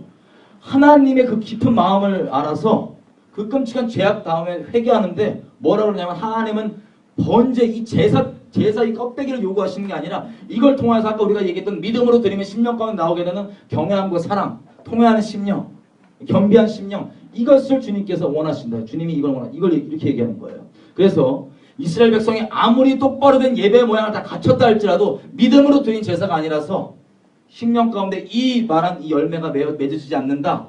그러면 그 제사는 하나님 앞에 아무짝에도 소용없고, 하지만 똑바로 이 제사 모양이 갖춰지지 않았다 할지라도 이 제사를 통해서 본질적으로 우리에게 요구하시는 그 상하고 통해한 심령, 주를 경외하는 심령, 하나님의 그 자비가 부어진 그 심령이 부어진다면 하나님께 원하시는 바가 이미 그 안에 있는 겁니다. 아멘. 그걸 원하시는 거예요, 우리한테. 이걸 좀 더 자세하게 얘기해 보겠습니다. 자, 이 제사 있죠? 믿음으로 드리는 제사. 믿음은 실제이기 때문에 이 제사로만 언약이 맺어져요. 잘 보세요. 우리가 하나님을 떠나 있는 죄인입니다. 우리 잘 아는 대로. 죄인이라고 하는 얘기는 하나님 등지고 있어요. 세상을 추구하는 것, 죄를 추구하는 게 내 인생의 목적이에요. 죄인들에게. 인생의 목적이라고 얘기하는 건 모든 걸 다 동원해서 최종적으로 내가 하고 싶은, 추구하고 싶은 그것, 모든 걸 다 동원해서 모든 것을 합력하여서 내가 이루고 싶은 그것, 이게 인생의 목적입니다. 그러면 죄인들에게는 죄를 추구하고 세상을 추구하는 게 인생의 목적이기 때문에 하나님의 자비하심과 인자하심까지도 무엇에 핑계거리냐면 자기 죄의 핑계거리에 불과하게 됩니다. 모든 것을 다 동원해서 자기가 결국에 추구하고 싶은 건 죄예요. 근데 보십시오. 하나님이 이런 우리를 잘 아시죠? 이런 우리 죄성에는 답이 안 납니다. 어떻게든 하나님을 두는 걸 마음에 원치 않는데 이 죄성의 결론은 죽음이 아니고는 이게 해결되지가 않습니다. 아무리 기도 많이 하고 아무리 말씀 많이 보고 아무리 봉사 많이 하고 교육을 아무리 많이 받아도 절대 이건 안 바뀝니다. 뭘로만 바뀌냐? 주님께서 이뤄놓으신 공로를 내가 믿음으로 받아들일 때만 바뀔 수 있습니다. 이렇게 어떻게든 악자같이 우리 세상에서 보면 청년들 맨날 상담하면 비슷해요. 어떻게든 죄를 더 추구하고 싶은데 이게 막 걸리니까 자꾸 이건 되냐 저거 안 되냐 막 이런 거 물어보는 게 주로 상담입니다. 네, 상담을 해봤더니. 근데 여기에 답은요. 어떻게든 주님 아닌 다른 것으로 추구하기 원하는 끔찍한 우리를 하나님께서 이미 아시고 우리를 위해서 아들을 내어주셨습니다. 자기 아들의 생명값을 치러주셨습니다. 그게 하나님의 우리를 사랑하신다는 증거입니다. 우리가 아직 죄인 되었을 때 주님께서 우리를 사랑하신다는 그 증거를 세워놓으셨죠. 그 사랑이 실제이기 때문에 감정을 초월해서 역사의 객관적 사실로 그걸 믿기로 결정하고 주님 앞에 따라오는 것. 세상을 향할 때는 주님이 엄청 부담스러울 수밖에 없습니다. 왜요? 나는 존재가 죄인인데 존재가 하나님을 내 중심 가운데 두는 것을 원치 않습니다. 또 존재가 생명 다해서 죄를 사랑합니다. 보통 청년들이 하나님을 생명 다해 사랑하십시오 그러면 물어보는 게 이거더라고요. 어떻게 하는 게 생명 다해 사랑하는 겁니까? 저와 여러분이 어떻게 생명 다해서 죄를 추구하고 싶고 나를 추구하고 싶은지 그걸 생각해 보면은 생명 다해 사랑하는 게 뭔지 금방 알 수 있습니다. 그 대상을 바꾸는 겁니다.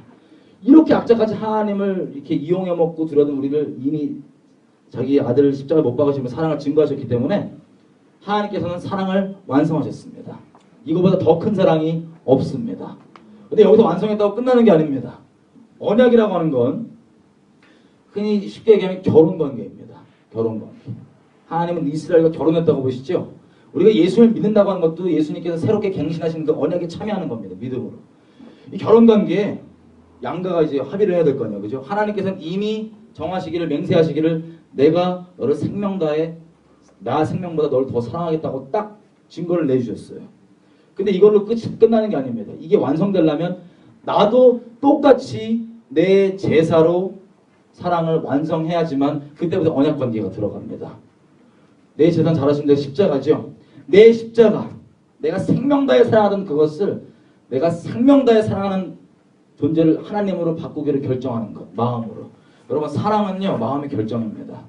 감정은 그 이후에 나올 수도 있는 거고 옵션적인 겁니다. 마음의 결정이 사랑입니다. 주님께서 우리를 그렇게 사랑하시고 마음을 작정하시고 우리가 그분을 구하지 않을 때도 그렇게 찾아오셨죠. 완성하신 그것 때문에 그 사랑을 깨닫고 내가 정말 믿는다면, 느낀다면이 아닙니다. 믿는다면 나도 생명 다해 살아가는 나의 존재에 대해서 십자가에 넘기우고 그 제사의 죽음이 내 것인 걸 실제로 내가 받아들이고 주님을 생명 다해 사랑하는 대상으로 바꿉니다. 그럼 그때부터 세상을 추구할 때는 주님이 자꾸 걸림돌이었거든요. 어떻게든 추구하고 싶은데 자꾸 걸려요. 근데 주님이 정말 내 생명 다해 사랑하는 대상이 되면 그때부터는 세상이 나를 부담스럽게 되는 걸림돌이 됩니다. 막 그전에는 어떻게든 세상을 추구하고 싶은데 주님이 부담스럽고 이건 되나 저건 되나 이런 차원이 떠나서 존재가 정말 바뀌고 그 존재적인 믿음이 주어진다면 세상이 짜증나요. 그냥 막 싫어져요. 그냥 존재가 바뀌는 이 놀라움, 이게 주님께서 복음을 통해서 행하신 일입니다. 그럼 여러분, 하나님을 내 생명 다해 사랑했다는 건 반드시 사람의 죽음에 포함되어 있습니다. 거기에 내가 생명 안 걸면 주님 못 사랑합니다. 왜 그런 줄 아세요? 나란 존재 자체는 죄인이기 때문에 나란 존재는 아주 근본부터 하나님을 내 마음에 두는 걸 원치 않습니다. 그래서 내 존재가 죽음에 처리되지 않고는 주님 못 사랑합니다. 그래서 주님 생명 다해 사랑하는 결정에는 내 죽음이 포함되어 있습니다. 이미. 할렐루야. 그래서 자, 그럼 이게 들어오면 어떤 관계가 맺어져야 되냐? 예를 한번 들어보겠습니다. 이게 결혼관계라고 말씀드렸죠. 서로 생명 다해 사랑해요. 조건 없이 그냥 이 대상을 생명 다해 사랑하는 맹세. 결혼이죠. 이거 원래 하나님께서 예비하신 결혼관계라면 얘기를 해보겠습니다. 제 와이프랑 저랑 이렇게 있는데 제 와이프가 예를 들어서 우리 하나님처럼 저를 자기 생명만 더 사랑하기로 마음 결정하고 이미 그러고 있어요. 근데 저는 마음이 콩박가 있다. 이 언약관계에 있지 않고 마음이 콩박가 있다. 존재적 음란함으로 막 이 자매 저 자매 막 작업 부리고 수작 부리고 싶은 마음이 있다. 죄성이. 근데 겉으로 볼 때는 이 결혼한 관계처럼 보인다 그러면 엄청난 비극이 시작됩니다. 엄청난. 어떤 비극이냐? 해보십시오. 와이프는 저를 사랑하다고 막 그러고 내 마음은 이미 저쪽 다른 자매들 막 어떻게든 수작 부리고 막 이러고 싶은 그 존재적 음란함이 있고 죄성이 있으면, 마음을 내가 안정했으면 이 자매가 나를 자유롭게 하겠어요? 아니면 자매가 엄청 부담되겠어요? 저한테 엄청 부담되죠. 막 좋다고 누가 나 좋아해달래? 귀찮게? 누가 십자가 져달래? 막 귀찮게 따라와. 막 난 좋아하는데 난 저기 빨리 저한테 수작 부리고 싶고 막 세상에 막 이러고 싶은데 부담되니까는 자꾸 이러고 있어요. 이 불편한 관계가 시작되면서 어떤 일이 있을 수 있냐? 그 주변의 사람들이 저를 보고 그러는 거예요. 야, 네가 네 와이프를 정말 사랑한다면 너는 와이프 일기장을 하루에 한 장은 꼭 봐야 된다. 이런 얘기를 해요, 저한테. 여러분, 제가 만약에 와이프가 저를 생명 다해 사랑하고 저도 와이프를 생명 다해 사랑하는 언약 관계라면 내 존재 목적 자체가 와이프를 사랑하는 게 내 존재 목적이기 때문에 뭐 일기 와이프 하루 한 장 보는 거 분량을 채웠냐 안 채웠냐가 중요한 게 아니라 난 수단과 방법을 다 동원해서 내 존재 목적이 어떻게든 마음을 나누고 사랑하는 게 목적이기 때문에 한 장 채웠냐 안 채웠냐 안 중요해요.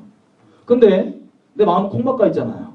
그러니까 주변에서 와이프를 사랑하면 한 장 봐라 한 장 봐라 부담 주니까 와이프를 사랑해서가 아니라 주변 사람한테 잘 보이기 위해서 좋은 남편으로 보여야 되잖아요. 그래서 한 장 읽기로 마음 먹습니다. 엄청 부담입니다. 한 장 읽기로 마음 먹으니까 기쁜 거예요? 부담이에요? 이런 마음이면 엄청 부담이에요. 한 장 읽어주자. 그래. 그래갖고 다음날부터 딱 출근해갖고 와이프한테 자 오늘 의무 시작 표 한 장. 자 가느라 봐봐서 저 아무 의무도 상관없고 그냥 한 장 다 읽는 거 떼우는 게 다예요. 가느라 봐봐서 왜 이렇게 기냐 이번 장은 쭉 읽어. 근데 만약에 제가 생명 다해 사랑하는 언약 관계에서 이 일기를 본다면 이런 마음이었구나. 이런 마음이었어. 이렇게 봐야 되는데 의무상 지금 나와갖고 한 장 봐야 된다니까 나 다른 사람 때문에 온 거야. 이렇게 한 장 펴봐. 자 가느라 봐봐서 어쩌고저쩌고 의미는 전혀 모르겠지만 어쩌고저쩌고 아이고 왜 괴롭냐. 자 다 끝났지? 오늘 할 거 다 했지? 나 간다. 이러고 또 프리하게 막 자매들이랑 막 놀고 막 밖에 나가서 나 할 거 다 했으니까 이러고 있는데 또 부담을 줘요. 누가? 주변 사람들이 와갖고 뭐라냐면은 야 네가 네 와이프를 정말 사랑하면 와이프랑 하루에 1시간은 대화를 꼭 해야 돼. 세상에 부담. 내가 생명 다해 사랑하는 언약 관계라면 하루에 1시간 이거 문제예요 아니에요? 하루에 1시간을 똑바로 다 채우냐 안 채우냐도 중요하지 않고 내 존재의 목적은 어떻게든 사랑하는 거고 마음을 알콩달콩 나누는 거기 때문에 이게 안 중요합니다. 어떤 방법으로든 그게 내 존재 목적이기 때문에. 근데 또 주변 사람이 하니까 주변 사람 잘 보여야 되잖아요. 그래서 귀찮게 하루 1시간 정말 부담되는데 잘 보여야 되니까 오케이 1시간까지 해준다. 지금 해주는 거예요 계속. 다음날부터 와이프한테 와 그래요. 자 와이프 오늘 일과 시작. 의무 시작. 시작 땡. 가다라마바사 깔라깔라깔라깔라 중원부원 계속 하다가 주기도문 100번 하다가 시간 왜 이렇게 한 거예요? 나 아직 30분 남았어. 깔라깔라깔라 했던 말 또 하고 중원부원 자 주기도문 3번만 더 끝나 이렇게 해갖고 1시간 딱 채웠어. 그래갖고 와이프한테 이제 나 할 거 다 했지 이제 간다. 이래갖고 또 신나갖고 저기 바깥 자매들이랑 수작 부르고 막 이러고 놀아요. 막 예를 들었어. 여러분들이 만약에 이 와이프면은 기분이 상큼하세요? 앞에 와갖고 일기 줘봐 그러고 막 이러고 대화를 앞에 대놓고 자꾸 중원부원 아니 살아있는데 와이프가 지금 와갖고 자꾸 이렇게 막 이것들 하여튼 그러는 거예요. 그러니까 지 다 한 줄 알고 막 돌아다니고 있는 거야.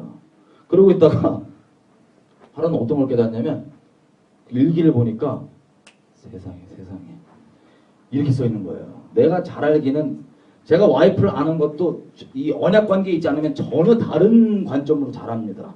예를 들면 일기를 딱 보니까 이렇게 써 있는 거예요. 제가 다른 자매랑 5분 이상 수작 부리면 진노한다. 딱 써 있는 거예요. 와이프 5분. 여러분 만약에 제가 생명 다해 사랑하는 언약 관계면 5분이건 5초건 상관이 없습니다. 문제가 안 됩니다. 왜냐하면 나는 아예 그럴 마음이 없고 마음이 정해졌기 때문에 5분이건 5초건 상관없어. 이건 그냥 상관없는 거예요. 근데 저는 지금 마음이 어떻게든 콩박하고 싶은데 지금 거의 지금 포로 생활에 결혼 생활 하잖아요. 지금 딱 보고 아싸 5분 신실하다며 여기 써 있는 거 무조건 지킨다며 야 그래갖고 그럼 5분만 안 넘으면 되잖아. 이따구 식이에요. 와이프를 알아도 진짜 아는 게 아니라 지식 쪼가리로만 아는 거예요. 그냥 신실하다 어쩌다 그래갖고 아싸 그럼 5분이니까 4분 50초만 수작 부리고 돌아오면 뭘 안 그러겠네? 이래갖고 그때부터 이제 신난 거야. 4분 50초 막 수작 부리고 막 수작 부리고 이러다가 시간이 이때는 왜 이렇게 빨리 가? 4분 30초 땡 마음은 여전히 콩반 막 이러고 왔어. 이러고 와갖고 이렇게 해서 와이프한테 뭐라냐면은 나 4분 50초밖에 바람 안 폈어. 야 잘했지? 이러는 거예요. 쉽게 얘기하면. 너무 충격적이라서 대답이 안 나오시네. 이게 똑같은 거예요. 막 4분 50초밖에 나 바람 안 폈다. 신나갖고. 전혀 상큼하지 않겠죠. 그러고 있다가 어떤 일이 있냐? 이런 걸 깨달은 거야. 이런 불편한 결혼관계가 계속 지속되는데 하루 딱 보니까 세상에 이 와이프가 얼마나 착한지 얼마나 날 사랑하는지 깨달았어 드디어. 진작에 좀 얘기를 하지 마. 울고 난리 났어. 내가 이렇게 사랑했구나. 내 와이프. 진작에 얘기를 하지. 이 사랑에 감동받아갖고 뭘 하냐? 큰 마음 먹고 4분 50초를 3분으로 딱 줄이는 거예요. 내가 사랑에 지금 반응해서 그래. 여튼 그러면 4분 50초를 3분으로만 줄여야겠다. 딱 진작에 얘기를 하지. 나 3분밖에 안 돼. 그러고 3분을 이제 나가고 수작을 막 부르고 그러다가 이것도 시간 엄청 빨리 가요. 2분 50초 벌써 땡 마음 여전히 콩반 막 이러고 와갖고 와이프한테 하는 말이 나 3분밖에 바람 안 폈는데 잘했지 이러는 거예요. 그럼 한술 더 떠서 주변 사람들 보니까는 아직도 4분 50초를 땡긴 애들이 있는 거예요. 그럼 딱 보고 자식들 아직도 4분 50초 하냐고 3분인가 3분 아직 멀었어. 팍팍 줄이란 말이야 좀 3분으로 이러고 있는 거예요. 그리고 마지막으로 또 누가 이래요. 주변 사람들 와갖고 네가 와이프 정말 사랑하면 일주일에 한 번은 꼭 얼굴을 도장 찍어야 돼. 제가 언약 관계면은 일주일에 한 번은 뭐가 문제예요. 어떻게든 막 마음을 나누고 싶고 얼굴 맞대고 싶은 게 이 존재적으로 이렇게 삶이 그렇게 되는 거지. 근데 마음은 콩박가 있으니까는 일주일에 한 번 잘 봐야 되니까 오케이. 근데 또 이래. 갈 때 맨손으로 가면 안 되고 반드시 꽃을 두고 가라. 부담 엄청 되는 거지. 여러분 이 언약 관계면 얼굴 맨날 맞댈 뿐만 아니라 꽃뿐만 아니라 내가 마음 표현할 수 있는 모든 거가 다 알콩달콩 마음을 표현하고 이 로맨틱한 삶이 막 이어갈 텐데 아 지금 마음 콩박가니 자꾸 얼굴 도장 찍고 꽃까지 준비하래 짜증나게. 그래서 어떡하냐? 얼굴 도장 찍으러 가요. 아 귀찮다. 얼장 와갖고 찍으러 가는데 꽃을 두고 가잖아. 꽃도 비싸요 요즘에 꽃이. 가고 있는데 저쪽에서 누가 아주 말라 비틀어진 버린 할미꽃이 딱 있어. 아싸! 요걸로 떼우면 되겠다. 예요. 여기 주워갖고 이제 와이프한테 와갖고 자 얼굴 도장 이렇게 좋고 자 이거 준비한 거 요 꽃 나 이제 할 거 다 했지 의무 이러고 가서 이게 막 자는 거예요 이제 막 제 할 거 다 했다고 신나갖고. 여러분 여기까지 들었는데 여러분이 이게 결혼 생활에는 어떠세요? 막 소망이 넘치시다가 아니면 막 정말 이건 미저리보다 더 심하지. 아주 미저리보다 낫지. 와갖고 제가 막 자고 있으니까 와이프가 드디어 폭발한 거예요. 폭발해갖고 나한테 와서 내가 누가 언제 너한테 1시간 얘기해달랬냐? 누가 너한테 내 일기책 한 장 봐달랬냐? 누가 3분으로 줄이고 누가 꽃 달라고 누가 얼굴 찍어달라고 그랬냐? 내가 너한테 바라는 게 그건 줄 아냐? 난 네 마음밖에 원하는 게 없다. 이렇게 울면서 얘기를 하는데 제가 뭐랬냐면은 이 펜다가 미쳤나? 일기 하루에 한 장 읽어주지. 1시간 대화해주지. 얼굴 도장 찍어주지. 3분으로 줄여줬지. 꽃 주지. 뭘 더 바라는 거야 나한테 귀찮게 시리. 여러분 이 불편한 관계 있죠? 이게 성경에서 계속 얘기하고 있는 이스라엘과 하나님의 관계입니다. 지금 우리의 관계일 수도 있고요. 우리 주님은 살아계신 분이십니다. 이건 느낄 거 다 느끼시고 마음 있으신 분이시고 우리를 만드신 이유가 그 마음을 나누고 싶으셔서 우리를 만드신 분이십니다. 여러분 디모데서 1장에 보면요 이런 말씀이 나옵니다. 법은 선한 자들을 위해서 있는 게 아니라 악한 자들을 위해서 있는 거라고 나와 있습니다. 악한 자들. 예를 들면 이런 겁니다.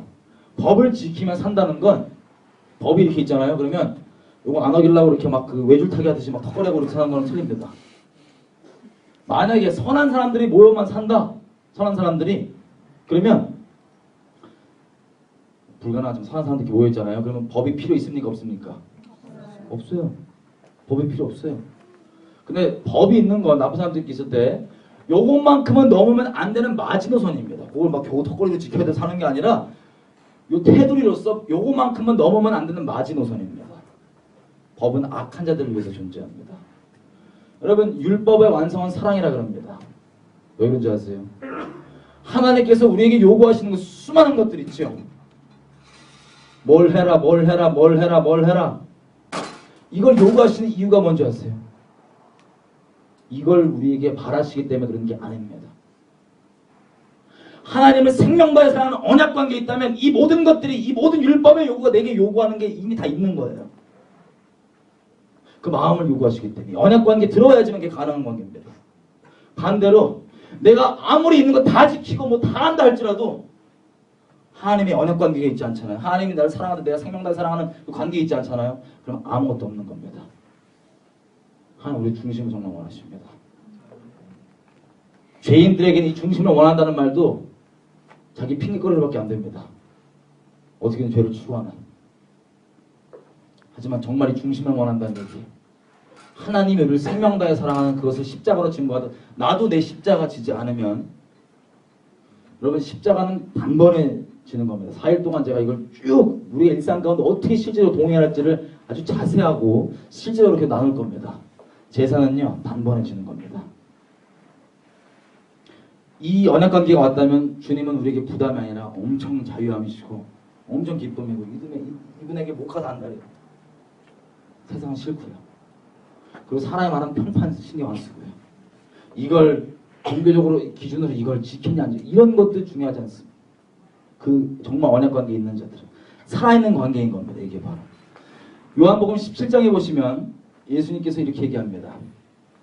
영생은 하나님과 그의 보내신 자를 아는 것이다.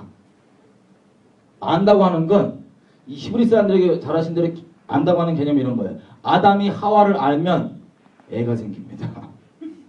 안다는 게 이제 언약관계에서 그 깊은 친밀함. 이 생명다에 사는 언약관계죠. 이 둘만 누리는 깊은 친밀함으로 존재를 서로 아는 것. 이걸 안다 그럽니다. 그래서 영생이라고 하는 건 그 히브리 사람들이 안다는 개념은 물론 헬라어긴 하지만 어떤 개념이냐면 이 언약관계에서 주님이 날 사랑하든 나도 주님을 사랑하기로 마음 정해서 영원토록 알콩달콩 사랑하는 이 관계. 이걸 바로 영생이라고 합니다. 영생은 살아있는 관계입니다. 하나님과의 관계도 살아있는 관계입니다. 내 중심은 여전히 죄를 향하고 여전히 죄악에 머물고 죄를 좋아하면서 이 주서들은 이 종교 공식 몇 개 가지고 입에 입 바른 소리 하면서 이스라엘 백성처럼 죄악 가운데 거하면서 야 구원 받았다며 입술 이고 고백하면 구원이라며 이러고 있으면 주님과 전혀 상관없는 삶인 겁니다. 이해되세요? 뭐든지. 그래서 중심이 바뀌었으면 이렇게 됩니다. 하나님을 정말 생명 다해 사랑하고 거룩하신 그분을 쫓기로 하는 거예요. 이렇게 가면 세상에 대해 걸림이죠. 죄를 사랑하는 그 대상을 죄에서 하나님으로 바꾼 겁니다. 이렇게 가다가 잠깐 실수로 참 이거 애매한 얘기인데 만약에 넘어졌다 죄. 그럼 어떻게 됩니까? 어떻게 됩니까? 죄에 넘어지면 이 살아있는 언약관계에 가다 죄에 넘어지면 어떻게 됩니까? 물론 애시당초는 아예 죄질 마음도 없고 100% 주님 사랑하기로 마음 정했기 때문에 걸어가지만 혹시 실수나 이런 것들 넘어졌다 그러면 다시 바닥 일어나서 주님을 향해 걸어갑니다. 근데 반대로 여전히 죄가 목적이고 죄가 주인인 사람들은 어느 정도 어설프게 하다가 넘어잖아요? 그러면 진리가 아니라 사단이 하는 말 그대로 믿고 그래 나 어차피 그래 그래갖고 죄악 가운데 머물고 사랑한다며 자비롭다며 하나님의 자비와 사랑을 내가 죄의 핑계거리 삼는 것. 하나님과의 관계는 방향을 범할 수 있습니다. 하나님은 완벽주의자가 아니십니다. 우리한테 종교적으로 완벽한 이런 걸 요구하시는 게 아니라 정말 중심을 요구하시는데 그 중심이 있다면 주님께서 알아서 주의 그리스도의 날까지 점과 흠 없이 다 우리 영혼 육을 정결케 하시면서 인도해 가십니다. 그것도 어떤 종교인으로 만드는 게 아니라 정말 곳곳에서 일상에서 예수님처럼 주님을 모르는 자들에게 생명의 통로가 될 수 있는 그런 아주 자연스러운 하나님의 생명 그 통로로 삼으십니다. 이게 주님께서 우리에게 원하시는 겁니다. 여러분 흔히 쉽게 얘기하면 이 살아있는 관계 있잖아요. 이 언약관계. 이게 바로 영생이고 이게 바로 구원이라 그러는데 이 살아있는 관계를 이해하기 위해서 신학이나 교리나 이런 것들로 많이 이 살아있는 관계를 퍼즐처럼 얘기해 놓습니다. 예를 들면 이 성화 부분을 좀 더 얘기해 볼게요. 중심이 돼 있잖아요. 그러면 A란 자매가 있고 B란 자매가 있습니다. 예를 들어서 A란 자매는 우리 눈에 볼 때 정말 세속적이에요. 막 미스커트 이렇게 입고 그 채널 아니면 거지 댓글 꽁백 이런 거 완전 예를 들면 그 어떻게 예를 들지 그래서 인조인간이고 난리 나서 바벨론 이렇게 예를 들어서 A란 자매 이게 우리 눈에 볼 때는 세상에 저 지옥 간다 딱 이거야. 우리 눈에 볼 때. 근데 B란 자매가 있어. B란 자매. 이 자매는 우리가 볼 때 우리가 갖고 있는 종교적 기준으로 전혀 걸림이 없어요. 큐티 꼬박꼬박하지. 아침마다 맨날 그 새벽기도 안 빠지지. 봉사하지. 성경 말씀 잘 알지. 근데 만약에 A라고 하는 B 자매, 이 세속 자매, 요 교회 자매, 요 둘이 있는데 만약에 중심이 A란 자매가 하나님을 향해 가고 있잖아요. 정말로 연애관계 하나님을 향하고 있잖아요. 그럼 주님께서는 이 A란 자매에게 아무 말도 안 하십니다. 이 살아있는 관계 가운데 정결케 하시고 알아서 이렇게 주님이 주체로서 이 사람 주체가 말고 바꿔가시고 바꿔가시지만 이미 주님을 사랑하는 마음 정했기 때문에 세상을 점점 미워합니다. 이해되세요? 근데 만약에 B라는 자매가 우리 눈에 볼 때는 전혀 문제가 없는 아주 요거 이렇게 큐티 잘하고 요 교회 자매인데 만약에 중심으로 주님을 향하고 있지 않다. 주님과 전혀 상관없는 사람입니다. 이해되세요? 뭔지? 주님은 그 중심을 보십니다. 근데 자, 구원론, 성화론 이런 이 살아있는 관계 여기 다 포함되어 있는 거예요.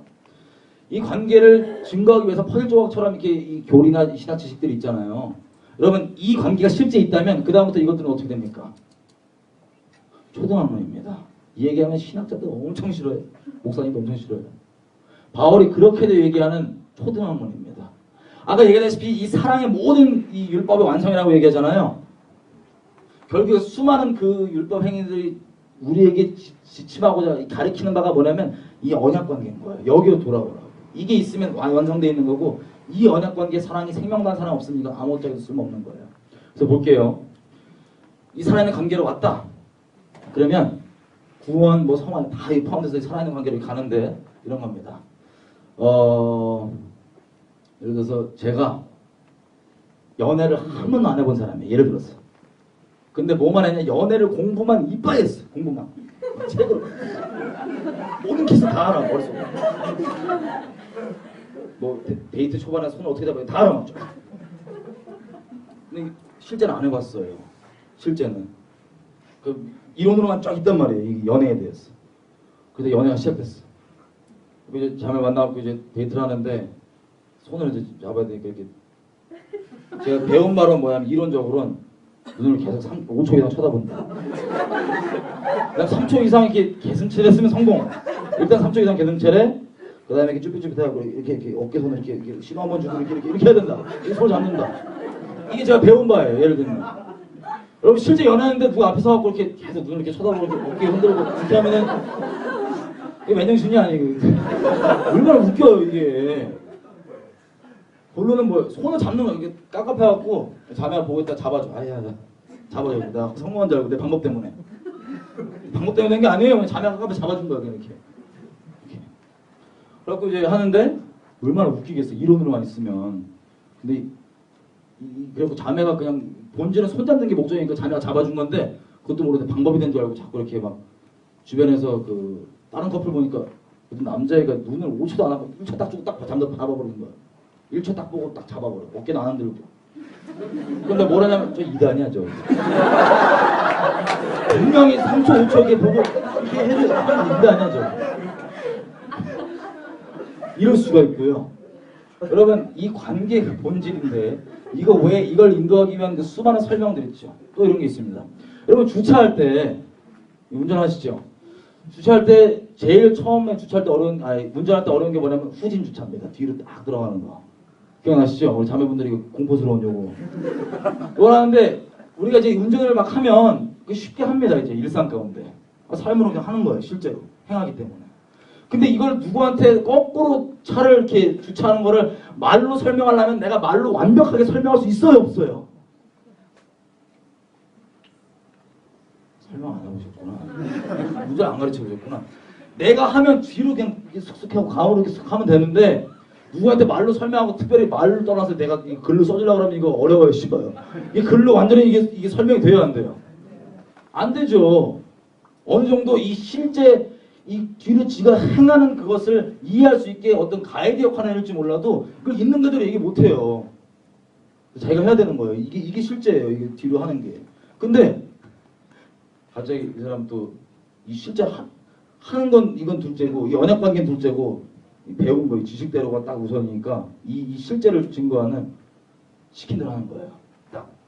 자, 3초 악셀을 딱 밟고 그다음에 브레이크 걸고 세 바퀴 딱 돌리고 딱 돌리는데 막 차 옆에 끼익 대는데 나는 무조건 배운 대로 해야 되니까 끼익 대는 또딱 끝나고 터미네이터처럼 이렇게 딱 닭개 부수면서 이렇게 간다. 이게 얼마나 코미디예요 이게. 여러분 이 웃긴 일 같죠? 예배당 안에서 다 알고 있어요. 죄송한 얘기지만 이 얘기 대신 실제로 좀 할 겁니다. 계속. 얼마나 코미디예요. 더 나가면 이거야. 방주 있죠. 노아의 방주. 이런 얘기 듣는 거 재밌어. 노아의 방주가 있잖아요. 그럼 방주를 타요. 방주 우리 구원의 상징이죠. 예수 그리스도. 방주를 타려면 어떻게 됩니까? 세상을 떠나야 돼요. 육지를. 떠나야지만 탈 수 있어요. 그게 본질이에요. 타갖고 막 가. 근데 문제가 뭐냐면 나는 방주를 타기 전에 잘못 알고 있는 게 있었어요. 뭐냐? 이거 뽕나무로 만든 줄 아는 거야. 뽕나무로.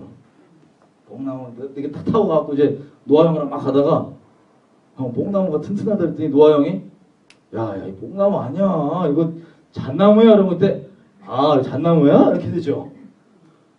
여러분 내가 뽕나무로 잘못 알고 있었던 게 문제가 됐습니까? 안 됐습니까? 노아 방주 타는데. 안 됐죠?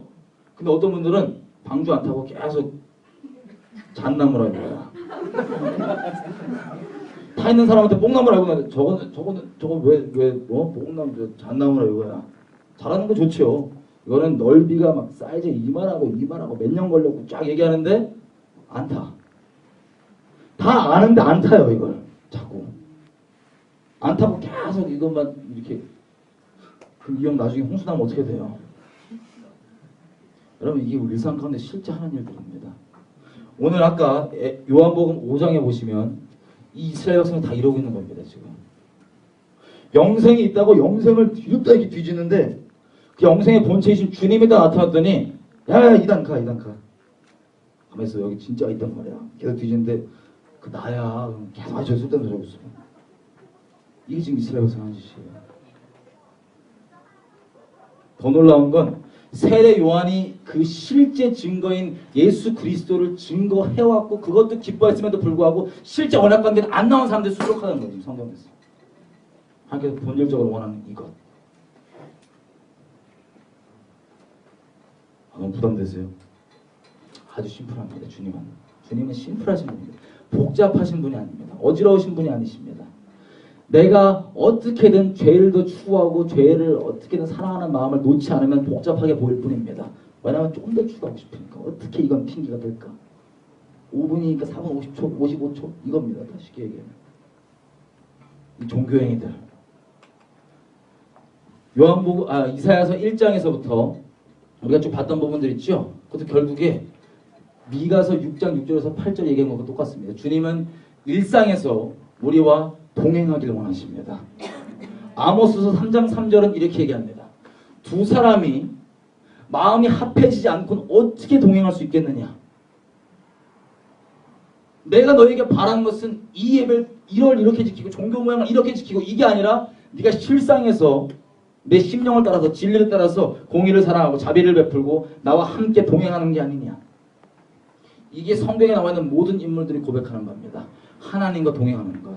여러분 예수님께서 우리에게 주신 놀라운 십자가 복음은 복음 그 자체를 주신 이유가 뭔지였어요.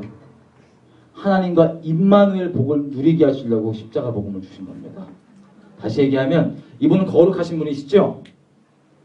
이분은 단순히 우리 옆에 잠깐 스쳐서 잠깐 이렇게 사는 걸 원치 않으시고 우리랑 한 영이 되길 원하십니다.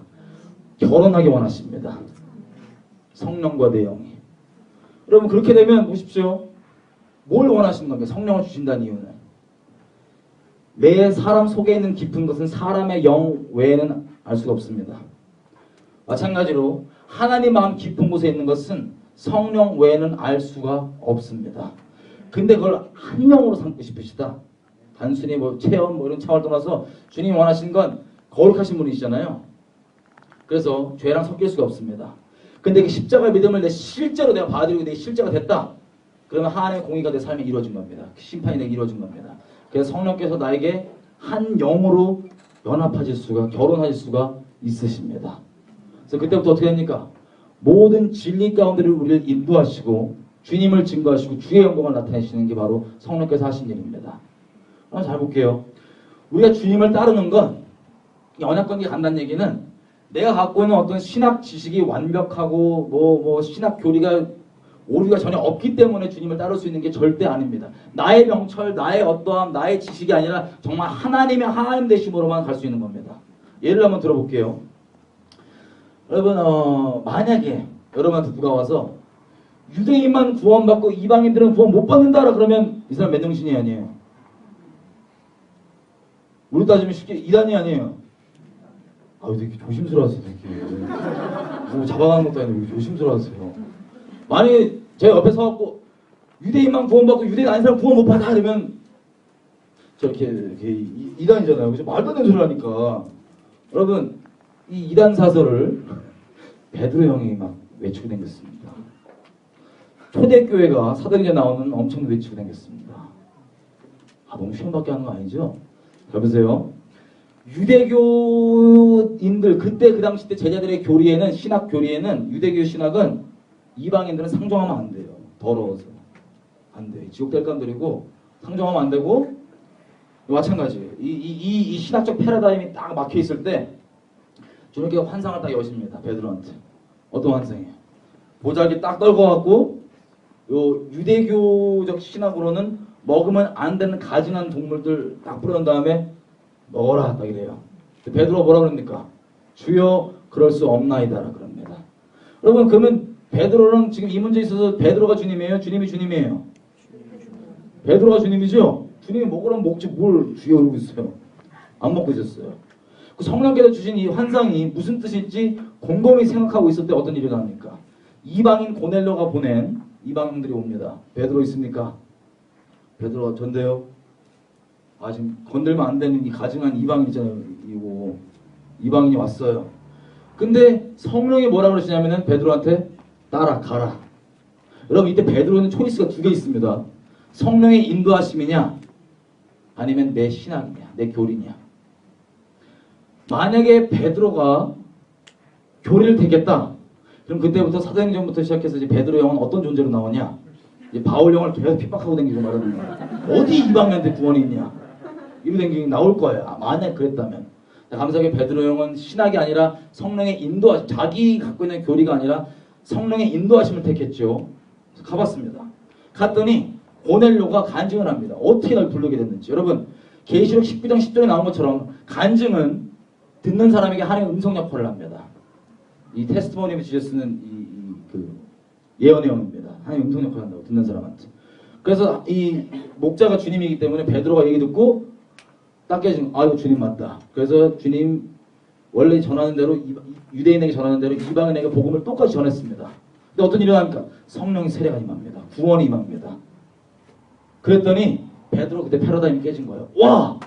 내가 이제서야 비로소 하나님께서는 유대인이건 이방인이건 차별하지 아니하시고 구원하신 줄을 알았다. 그래서 하나님의 큰 섭리 가운데 참여하게 됐습니다. 초대교회도 마찬가지였죠. 초대교회에 아까 얘기한 것처럼 이 율법의 본질 있죠. 바리새파였다가 예수님을 믿게 된 사람들이 있었어요. 사도행전 15장 말씀드린 겁니다. 이 사람들은 할례만큼은 무조건 지켜야 돼. 이건 안 지키면 큰일 나. 되도록 다 지킨 건데. 그렇게 막 이러고 있는데 갑자기 이방인들에게 할례를 줄까 말까 논쟁이 나왔잖아요. 그때 전체를 보시면 성령께서 대화를 인도했다고 되어 있습니다. 대화를 쭉 인도하고 패러다임을 온전히 하나님 원하신 대로 바꿔놨던 베드로와 이 간증들을 쭉 사도들의 간증을 듣고 최종 야고보가 결정을 내립니다. 성령과 우리는 이것이 가능하기로 정했는데 오직 예수 그리스도만 구원받는다. 믿음으로만 구원받는다. 그냥 그러시군요. 이때는 엄청난 패러다임이었어요. 우리는 당연한 소리 왜 이렇게 하는데 말씀드리고 싶은 건 뭐냐면 성령의 인도하심을 받느냐 아니면 내 명철 내 의지를 사느냐. 여러분 마지막 때 지금 원래도 그렇지만 주님과 살아있는 관계로 동행 못하면 주님 못 따라갑니다. 맨날 잣대로만 어떤 종교적 잣대로만 주워 들은 대로만 주님을 보고 그러면 듣는 대로 헷갈리고 이 사람 이렇게 얘기하고 저 사람 저렇게 얘기하고 이게 맞는지 모르겠고 이건 이단이라고 저건 뭐라고 못 따라갑니다. 주님은 하나님과 살아있는 관계 이분은 우리를 모든 진리 가운데로 인도하시는 분이십니다. 혹시 생각할 수도 있어요. 만약에 그분께 내 인생을 들었는데 나는 다른 잘못된 길로 인도하면 어떡하냐? 그건 믿음의 문제입니다. 그분이 나를 위해서 아들을 내어주신 게 정말 사실이라면 내가 이분께 전적으로 인생을 통째로 맡겼을 때 이분 나쁜 길로 인도하십니까? 좋은 길로 인도하십니까?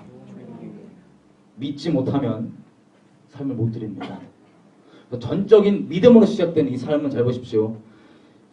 내가 이 끔찍한 죄인이 죄가 파악되면 죄의 삭은 사망이거든요. 내가 느껴지건 안 느껴지건 법에 그렇게 써 있으니까 우주의 절대적인 법에. 그럼 이 사망을 내가 받을 수밖에 없는데 예수님께서 날 대신 받아주신 거예요. 이걸 믿음으로 내가 받는다면 이건 좀 며칠 있다 다시 얘기할 거지만 바울이 이렇게 고백하죠. 내가 그리스도와 함께 십자가에 못 박혔다. 근데 못 박혔는데 막 돌아다니잖아요. 못 박혔는데 내 육체 가운데 살고 있지만 뭘 사냐? 하나님의 아들을 믿는 믿음으로 산다. 여러분 복음은 또 이렇게 얘기합니다. 복음은 하나님의 의가 나타나서 믿음에서 믿음에 이르게 한다. 계속해서 믿음에 이르게 한다. 내 안에 있는 그 새까만 얼굴 있죠? 죄성. 예전에는 걔가 우리 주인이었어요. 걔가 하는 말을 내가 벗어날 수가 없었습니다. 겉으로는 티 아무리 안 내도 사람들이 무슨 얘기하면은 걔가 딱 얘기 듣고 얘가 속으로 이런 거 있으면 집에 가서 상처받았네 어쩐데 말하는 거예요. 쉽게 얘기하면. 근데 얘를 하나님께서 십자가에 못 박으신다는 얘기는 얘를 살리는 게 아닙니다. 여러분 이걸 다 다룰 거예요. 내적 치유라는 거 다 포함해서 얘를 살리는 게 아니면 얘는 십자가에 못 박혀 있는 거예요. 근데 뭐가 바뀐 거냐? 주인 자리가 바뀐 겁니다. 그래서 예전 얘 말을 벗어날 수가 없었지만 얘는 그리스도와 함께 못 박혀 있고 나는 내 안에 이 십자가 믿음이 실제니까 거룩하신 성령께서 나와 한영이 되셔서 내 주인 자리에 오십니다. 성령은 살아있는 하나님의 말씀이십니다. 살아있는 관계 가운데 흔히 레마라고도 많이 표현하죠. 살아있는 관계 가운데 내 마음은 이미 정해졌습니다. 내 옛 자아가 얘기하는 백날 이상한 소리 끔찍한 소리 해도 걔는 이미 못 바뀌었으니까 내버려둬. 내 주인이 아니에요. 무시해요. 오직 살아있는 말씀이 성령만이 내 주인 자리에 있습니다. 그래서 한 걸음 한 걸음 믿음 내 마음을 정한 거예요. 순결한 마음 진짜 단 마음 아니면 못 정합니다. 이 마음을. 이놈도 괜찮고 저놈도 괜찮고 이게 불가능합니다. 오직 주님만 살아계신 진리신 그분만 날 인도하십시오. 내가 당신 말만 듣고 당신이 말하는 나만 보고 당신이 말하는 대로만 세상 보고 당신 마음 느끼는 대로만 내가 느끼고 그렇게 한 영이 돼서 동행하며 가길 원합니다. 주님이 갈망하시는 겁니다. 그 살아있는 말씀 그 마음 따라서 순종하며 가는 이것이 믿음에서 믿음에 이르는 살아있는 언약 관계입니다. 여러분 이제 구원이나 이런 거에 대해서 이제 좀 확실히 좀 혼란스럽지 않으시죠? 회개도 본질적으로 얘기하자면 생명다의 주님을 사랑했다는 이 본질적 회개 없으면 다른 우리가 하는 모든 회개들은 가짜입니다. 쇼입니다. 주님 앞에. 아무리 눈물을 흘리고 난리쳐도. 이 마음의 결정. 내 죽음이 포함되어 있는. 그럼 그때부터 계속 믿음에서부터 믿음으로 가는 겁니다. 한 발짝 디뎌봤다가 넘어졌다 그러면 정말 주님 앞에 뻔뻔하지만 마음이 정했다면 다시 바닥 일어납니다. 주님 앞에. 내 의가 내 자격이 아니라 날 위해 죽어주신 예수님의 자격으로 나아갑니다. 마음을 정한 자들은. 그래서 전진하고 정하지 않는 분들은 아까 얘기했던 대로 아무리 회개라도 이게 회개가 아니에요. 죄송해요. 울고 불고 어차피 또 죄질 거니까 별의별 막 땡기고 막 눈물로 쇼하고 감정 막 스스로. 사람은 엄청 무서워요. 사람은 연기를 따로 배울 필요 없습니다. 연기 수업 안 받아도 돼요. 어디서부터 이게 이 속마음 냅두고 연기를 막 하고 여러분 솔직히 저는 고백하는데 그 죄성으로 저희 유익을 위해서 눈물도 가짜로 흘린 적이 있습니다. 저 깜짝 놀랐어요. 그 죄성을 보고. 죄송해요. 나쁜 놈이에요. 저. 그러지 마세요. 사람은 정말 눈물에도 속을 수 없고 좀 무서운 아주 끔찍한 그래서 오죽하면 주님이 지옥 보내려고 그랬어요. 답이 안 나오니까. 무서운 존재예요. 그래서 이거 없이는 아무리 눈물로 회개해도 마음으로는 그래 존재가 그래요. 존재가. 그래서 주님은 생명 다해 걸지 않으면 안 됩니다. 여러분 왜냐하면 주님은 눈에는 눈, 이에는 이시죠. 사람의 존재의 죄악은 사람의 존재로만 처벌됩니다. 이 존재의 처벌은 주님께서 그래서 일부러 천의 몸을 빌려서 오셔서 다 완성하셨잖아요. 그렇죠? 이 율법을. 그래서 주님 안에서만 완성이 있습니다. 주님 안에서만. 내 생명 더 이상 못 삽니다. 우리는. 내가 종교 노력 왕창 해갖고 거룩해지는 거 절대 아닙니다. 여러분. 예수님께서 날 위해 완성하신 그 의와 거룩을 믿음으로 입는 겁니다. 그래서 믿음에서 믿음으로 계속 나아가는 과정 가운데 주님께서 우리를 또 정결케 하신 부분들이 따로 있는 겁니다. 여러분 만약에 이 중심을 안 정하면요. 주님 앞에 어떤 결과가 나온 줄 아세요? 여러분 행위 구원이라는 얘기 들어보셨어요? 행위 구원? 이단 사설이죠. 이게 뭐냐면 우리 행위로는 절대로 우리가 안 바뀝니다. 아무리 노력하고 무릎 찌르고 용수고 해도 존재 안 바뀌어요. 이 죽음이 처리된 실제 믿음으로 다시 새 피조물로 거듭난 것. 예전에 우리 죄성은 온갖 세상에서 들었던 거짓말로만 채워져 있는데 새 피조물은 의와 진리로 하나님이 내 주인 자리에 있으니까 그 주님께서 말씀하신 대로만 내가 믿고 듣고 보고 따라가겠다고. 그래서 새 피조물입니다.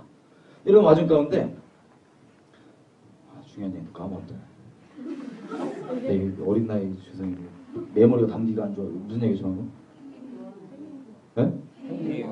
행위구원. 네.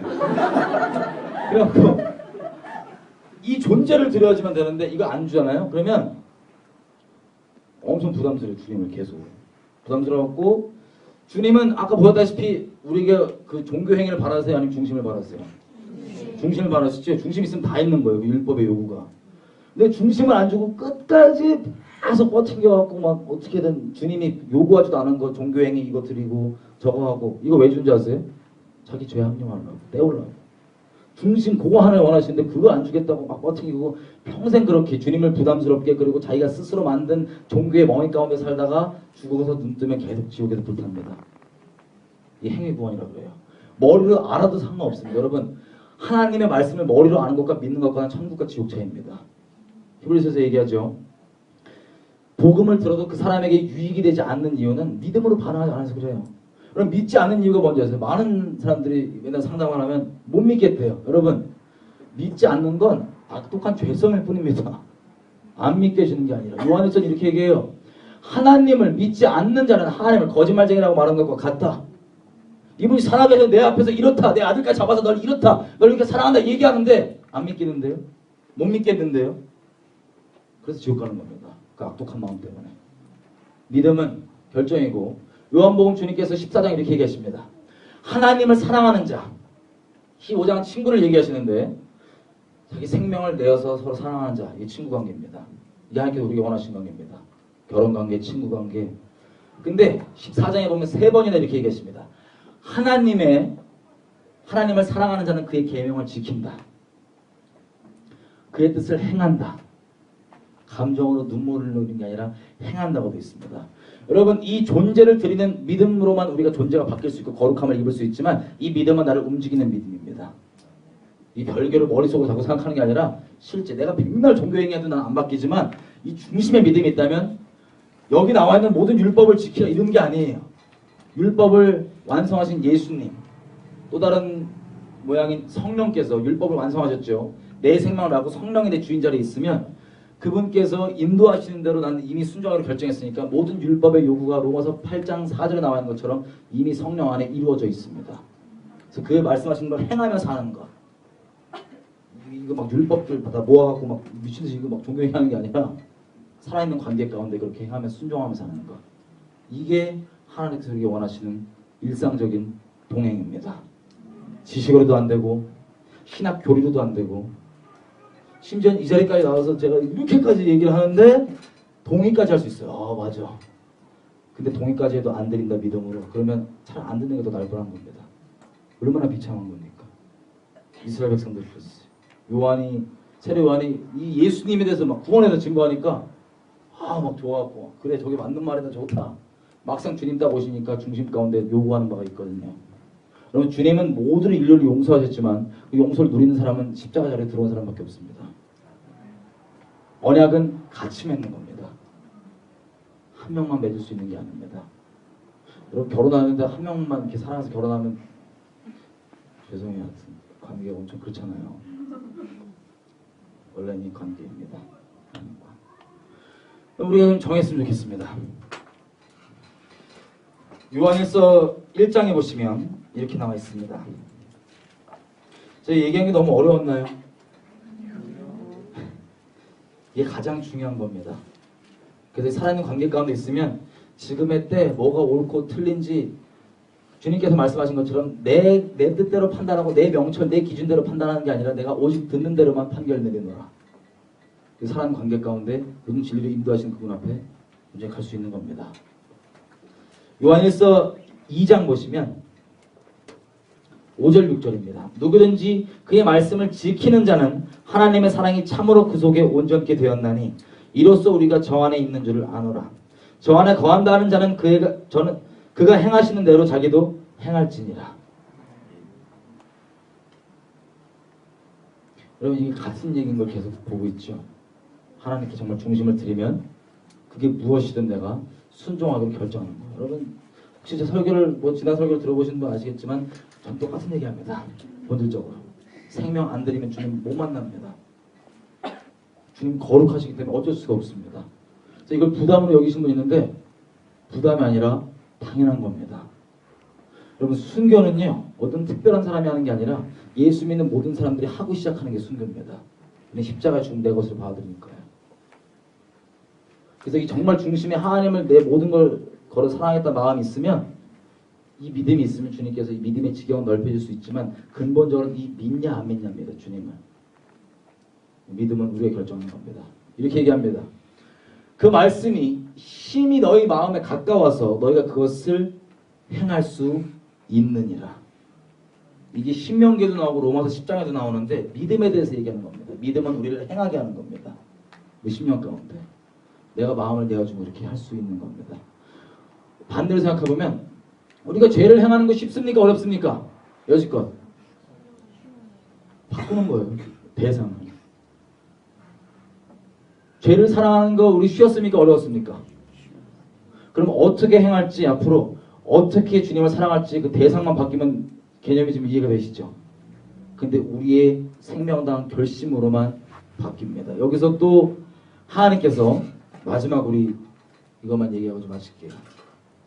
그럼 이제 우리 주님만 따르실 거죠? 아멘. 주님이 가장 좋은 길로 인도하시는 거 믿으시죠? 실제로 믿으시죠? 하면서 갈 겁니다. 주님께서 그럼 이제 제 삶을 정말 맡긴다면 이분은 전능하시기 때문에 이분이 내게 말씀하신 것들 전능하시던 내가 알아들을 수 있는 방법으로 절대 늦지 않게 내가 순종하겠다는 마음만 있으면 말씀할 수 있는 분입니까? 아닙니까? 아, 여기도 믿음 막히시네.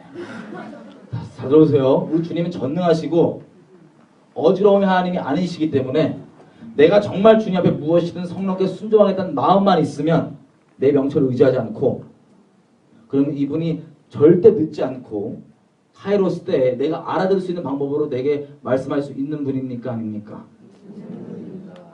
아멘이시죠? 아멘. 여러분 여지껏 그랬냐 묻는 게 아니라 지금도 앞으로가 우리 중요하잖아요. 그죠? 우리는 오직 믿음으로만 삽니다. 진리를 믿는 믿음으로.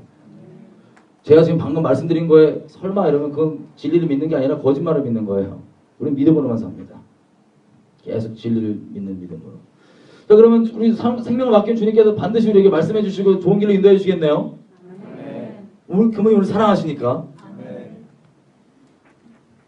그러면 당장 똑같은 질문입니다. 당장 이 문을 나가서부터 주님께서 나에게 명하신 게 있다. 그러면 아멘입니까? 아닙니까? 왜냐면 여러분들이 정말 중심을 두는지 확인해 볼 수 있는 그런 자기 점검 질문들을 제가 드리는 거예요. 여러분 예수님 이렇게 무조건 순종하고 따라가는데 그것 때문에 집안에서 나 완전 왕따 된다. 그래도 아멘입니까? 아닙니까? 아멘이고. 그것 때문에 학교에서 왕따 된다. 직장에서 왕따 된다. 아멘입니까? 아닙니까?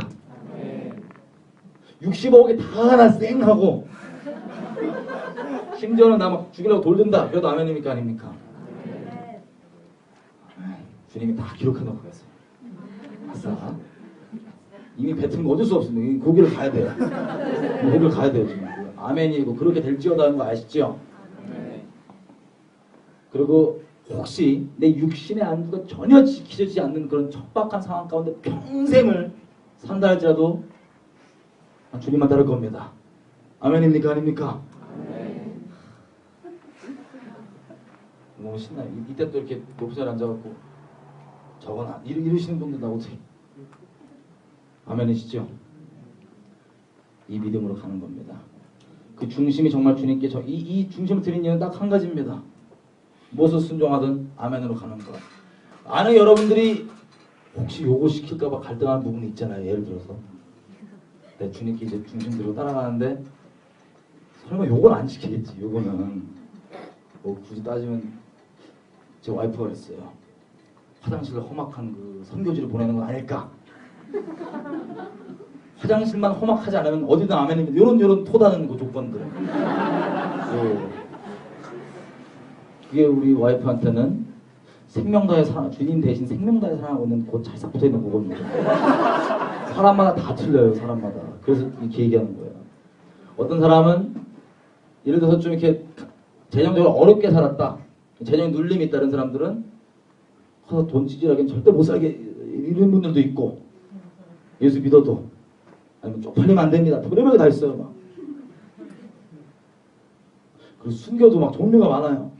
겨우 순교한 애들이 있고 순교까지는 하겠는데 너무 아프게 죽이는 건 안 됩니다.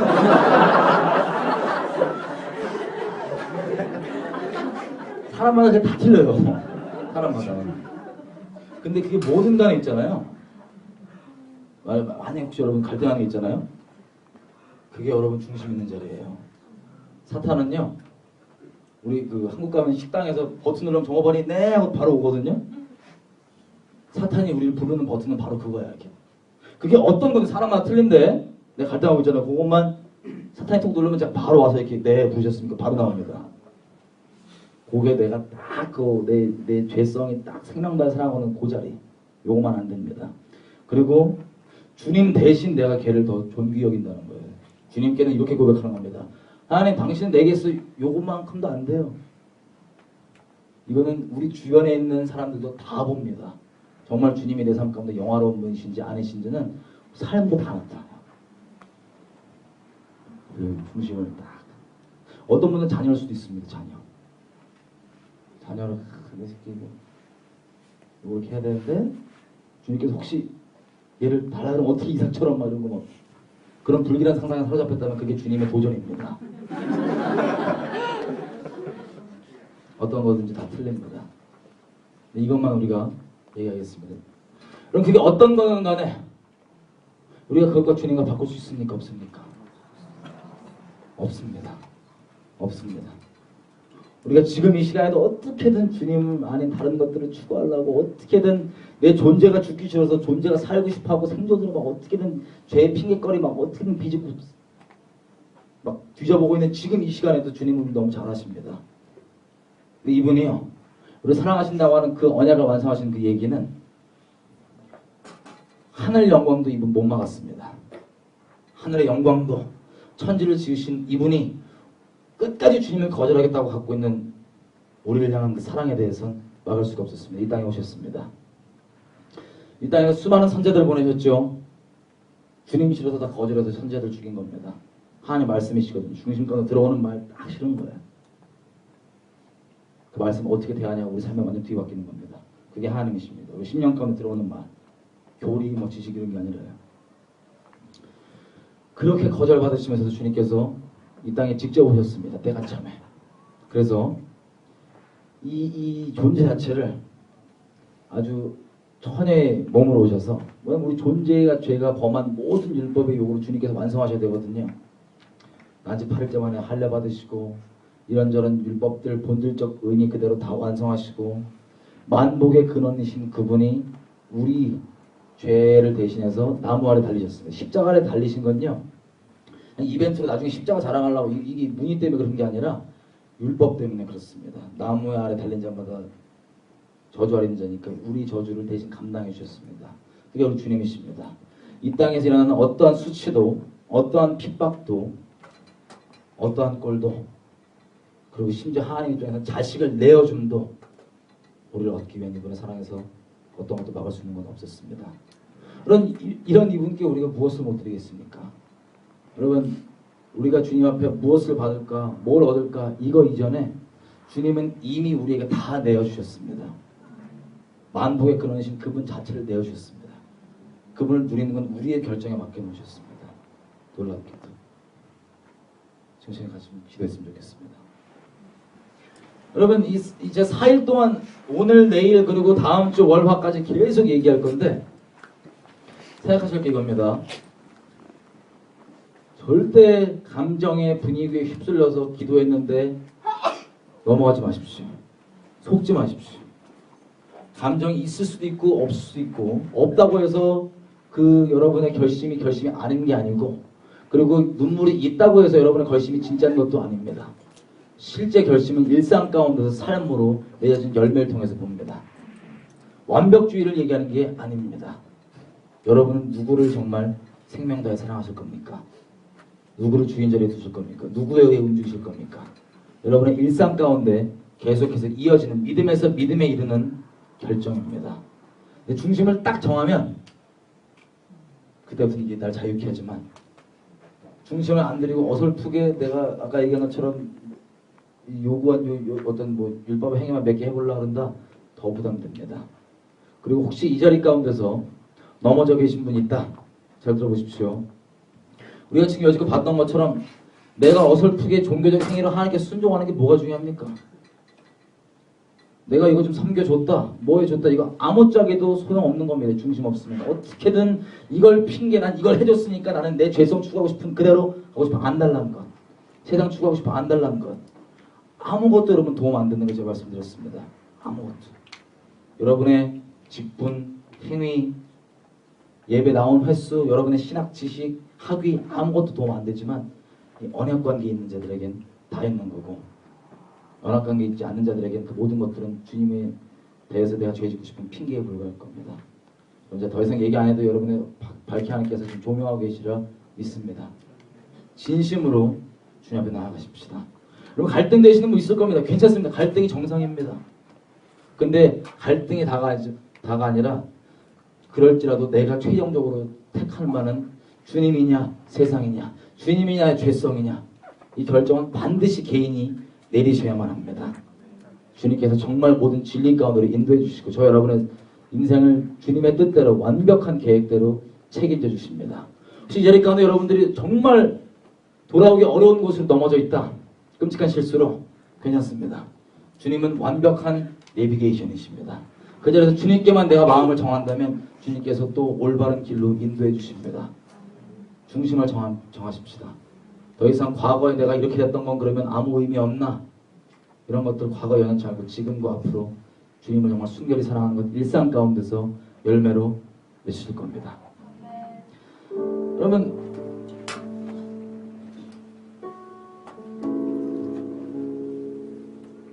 마음 가운데 주님 주신 대로 기도하고, 씨름하실 분 씨름하고, 반드시 결정 내리기 결정 내리시고 가십시오. 어려우면 누구도 못 도와줍니다. 죄송하지만 이 결정만큼 주님께서 우리에게 맡겨놓으셨습니다. 이 결정은 한 번이 아니라 계속 지속되는 얘기입니다. 이 결정을 했다가도 넘어오신 분 계십니까? 다시 일어나십시오. 주님께서 이미 십자가 다 처리하셨습니다. 내 죄악의 핑계로 죄악 가운데 머무는 것이 아니라 다시 그 죄악을 떠나서 주님께 따라가십시다. 내 연약하고 부끄러워도 내 중심을 주님께 드린다는 건 내 자격, 내 의로 산다는 게 아니라는 것은 바로 그 얘기입니다. 그래서 전진하십시다. 아직 한 번도 주님께 마음 주신 적 없으신 분은 마음을 결정하고 일회성이 아니라 영원토록 그렇게 사랑하기로 결정하십시다. 확 해버리는 겁니다. 사람마다 표현이 틀릴 수 있습니다. 머릿속으로 계산하지 마시고요. 심플합니다.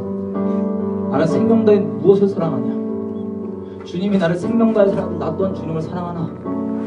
나의 존재는 계속 거절하지만 나의 더 이상 이 죄된 존재는 나는 이제 더 이상 지긋지긋하고 더 이상 이것을 사랑하는 걸 나 정말 그치고 더 이상 미루지 않고 난 주님 사랑하고 주님만 따라갈 거다.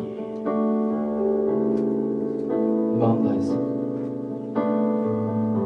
내 죄성을 어떻게든 합리화해 주려고 하는데 머릿속에 찾고 있는 온갖 신학 교리들, 지식들, 그것들이 보장 안 되는 건 우리 양심이 알고 있습니다. 살아있는 관계 가운데 모든 진리 가운데 인도하시는 이분이 정말 내 주인 자리 가운데 있는 것 가운데 나의 모든 영광과 내 사랑과 내 모든 존귀를 받기에 합당하신 유일한 분에게 내 삶을 드리는 이것, 결단코 미루지 말고 분위기에도 휩쓸지 마시고 정말 진심의 고백, 모양도 아시다시피 둘째 문제입니다. 자, 좀 기도하는 시간 좀 가졌으면 좋겠습니다. 기도하십시다.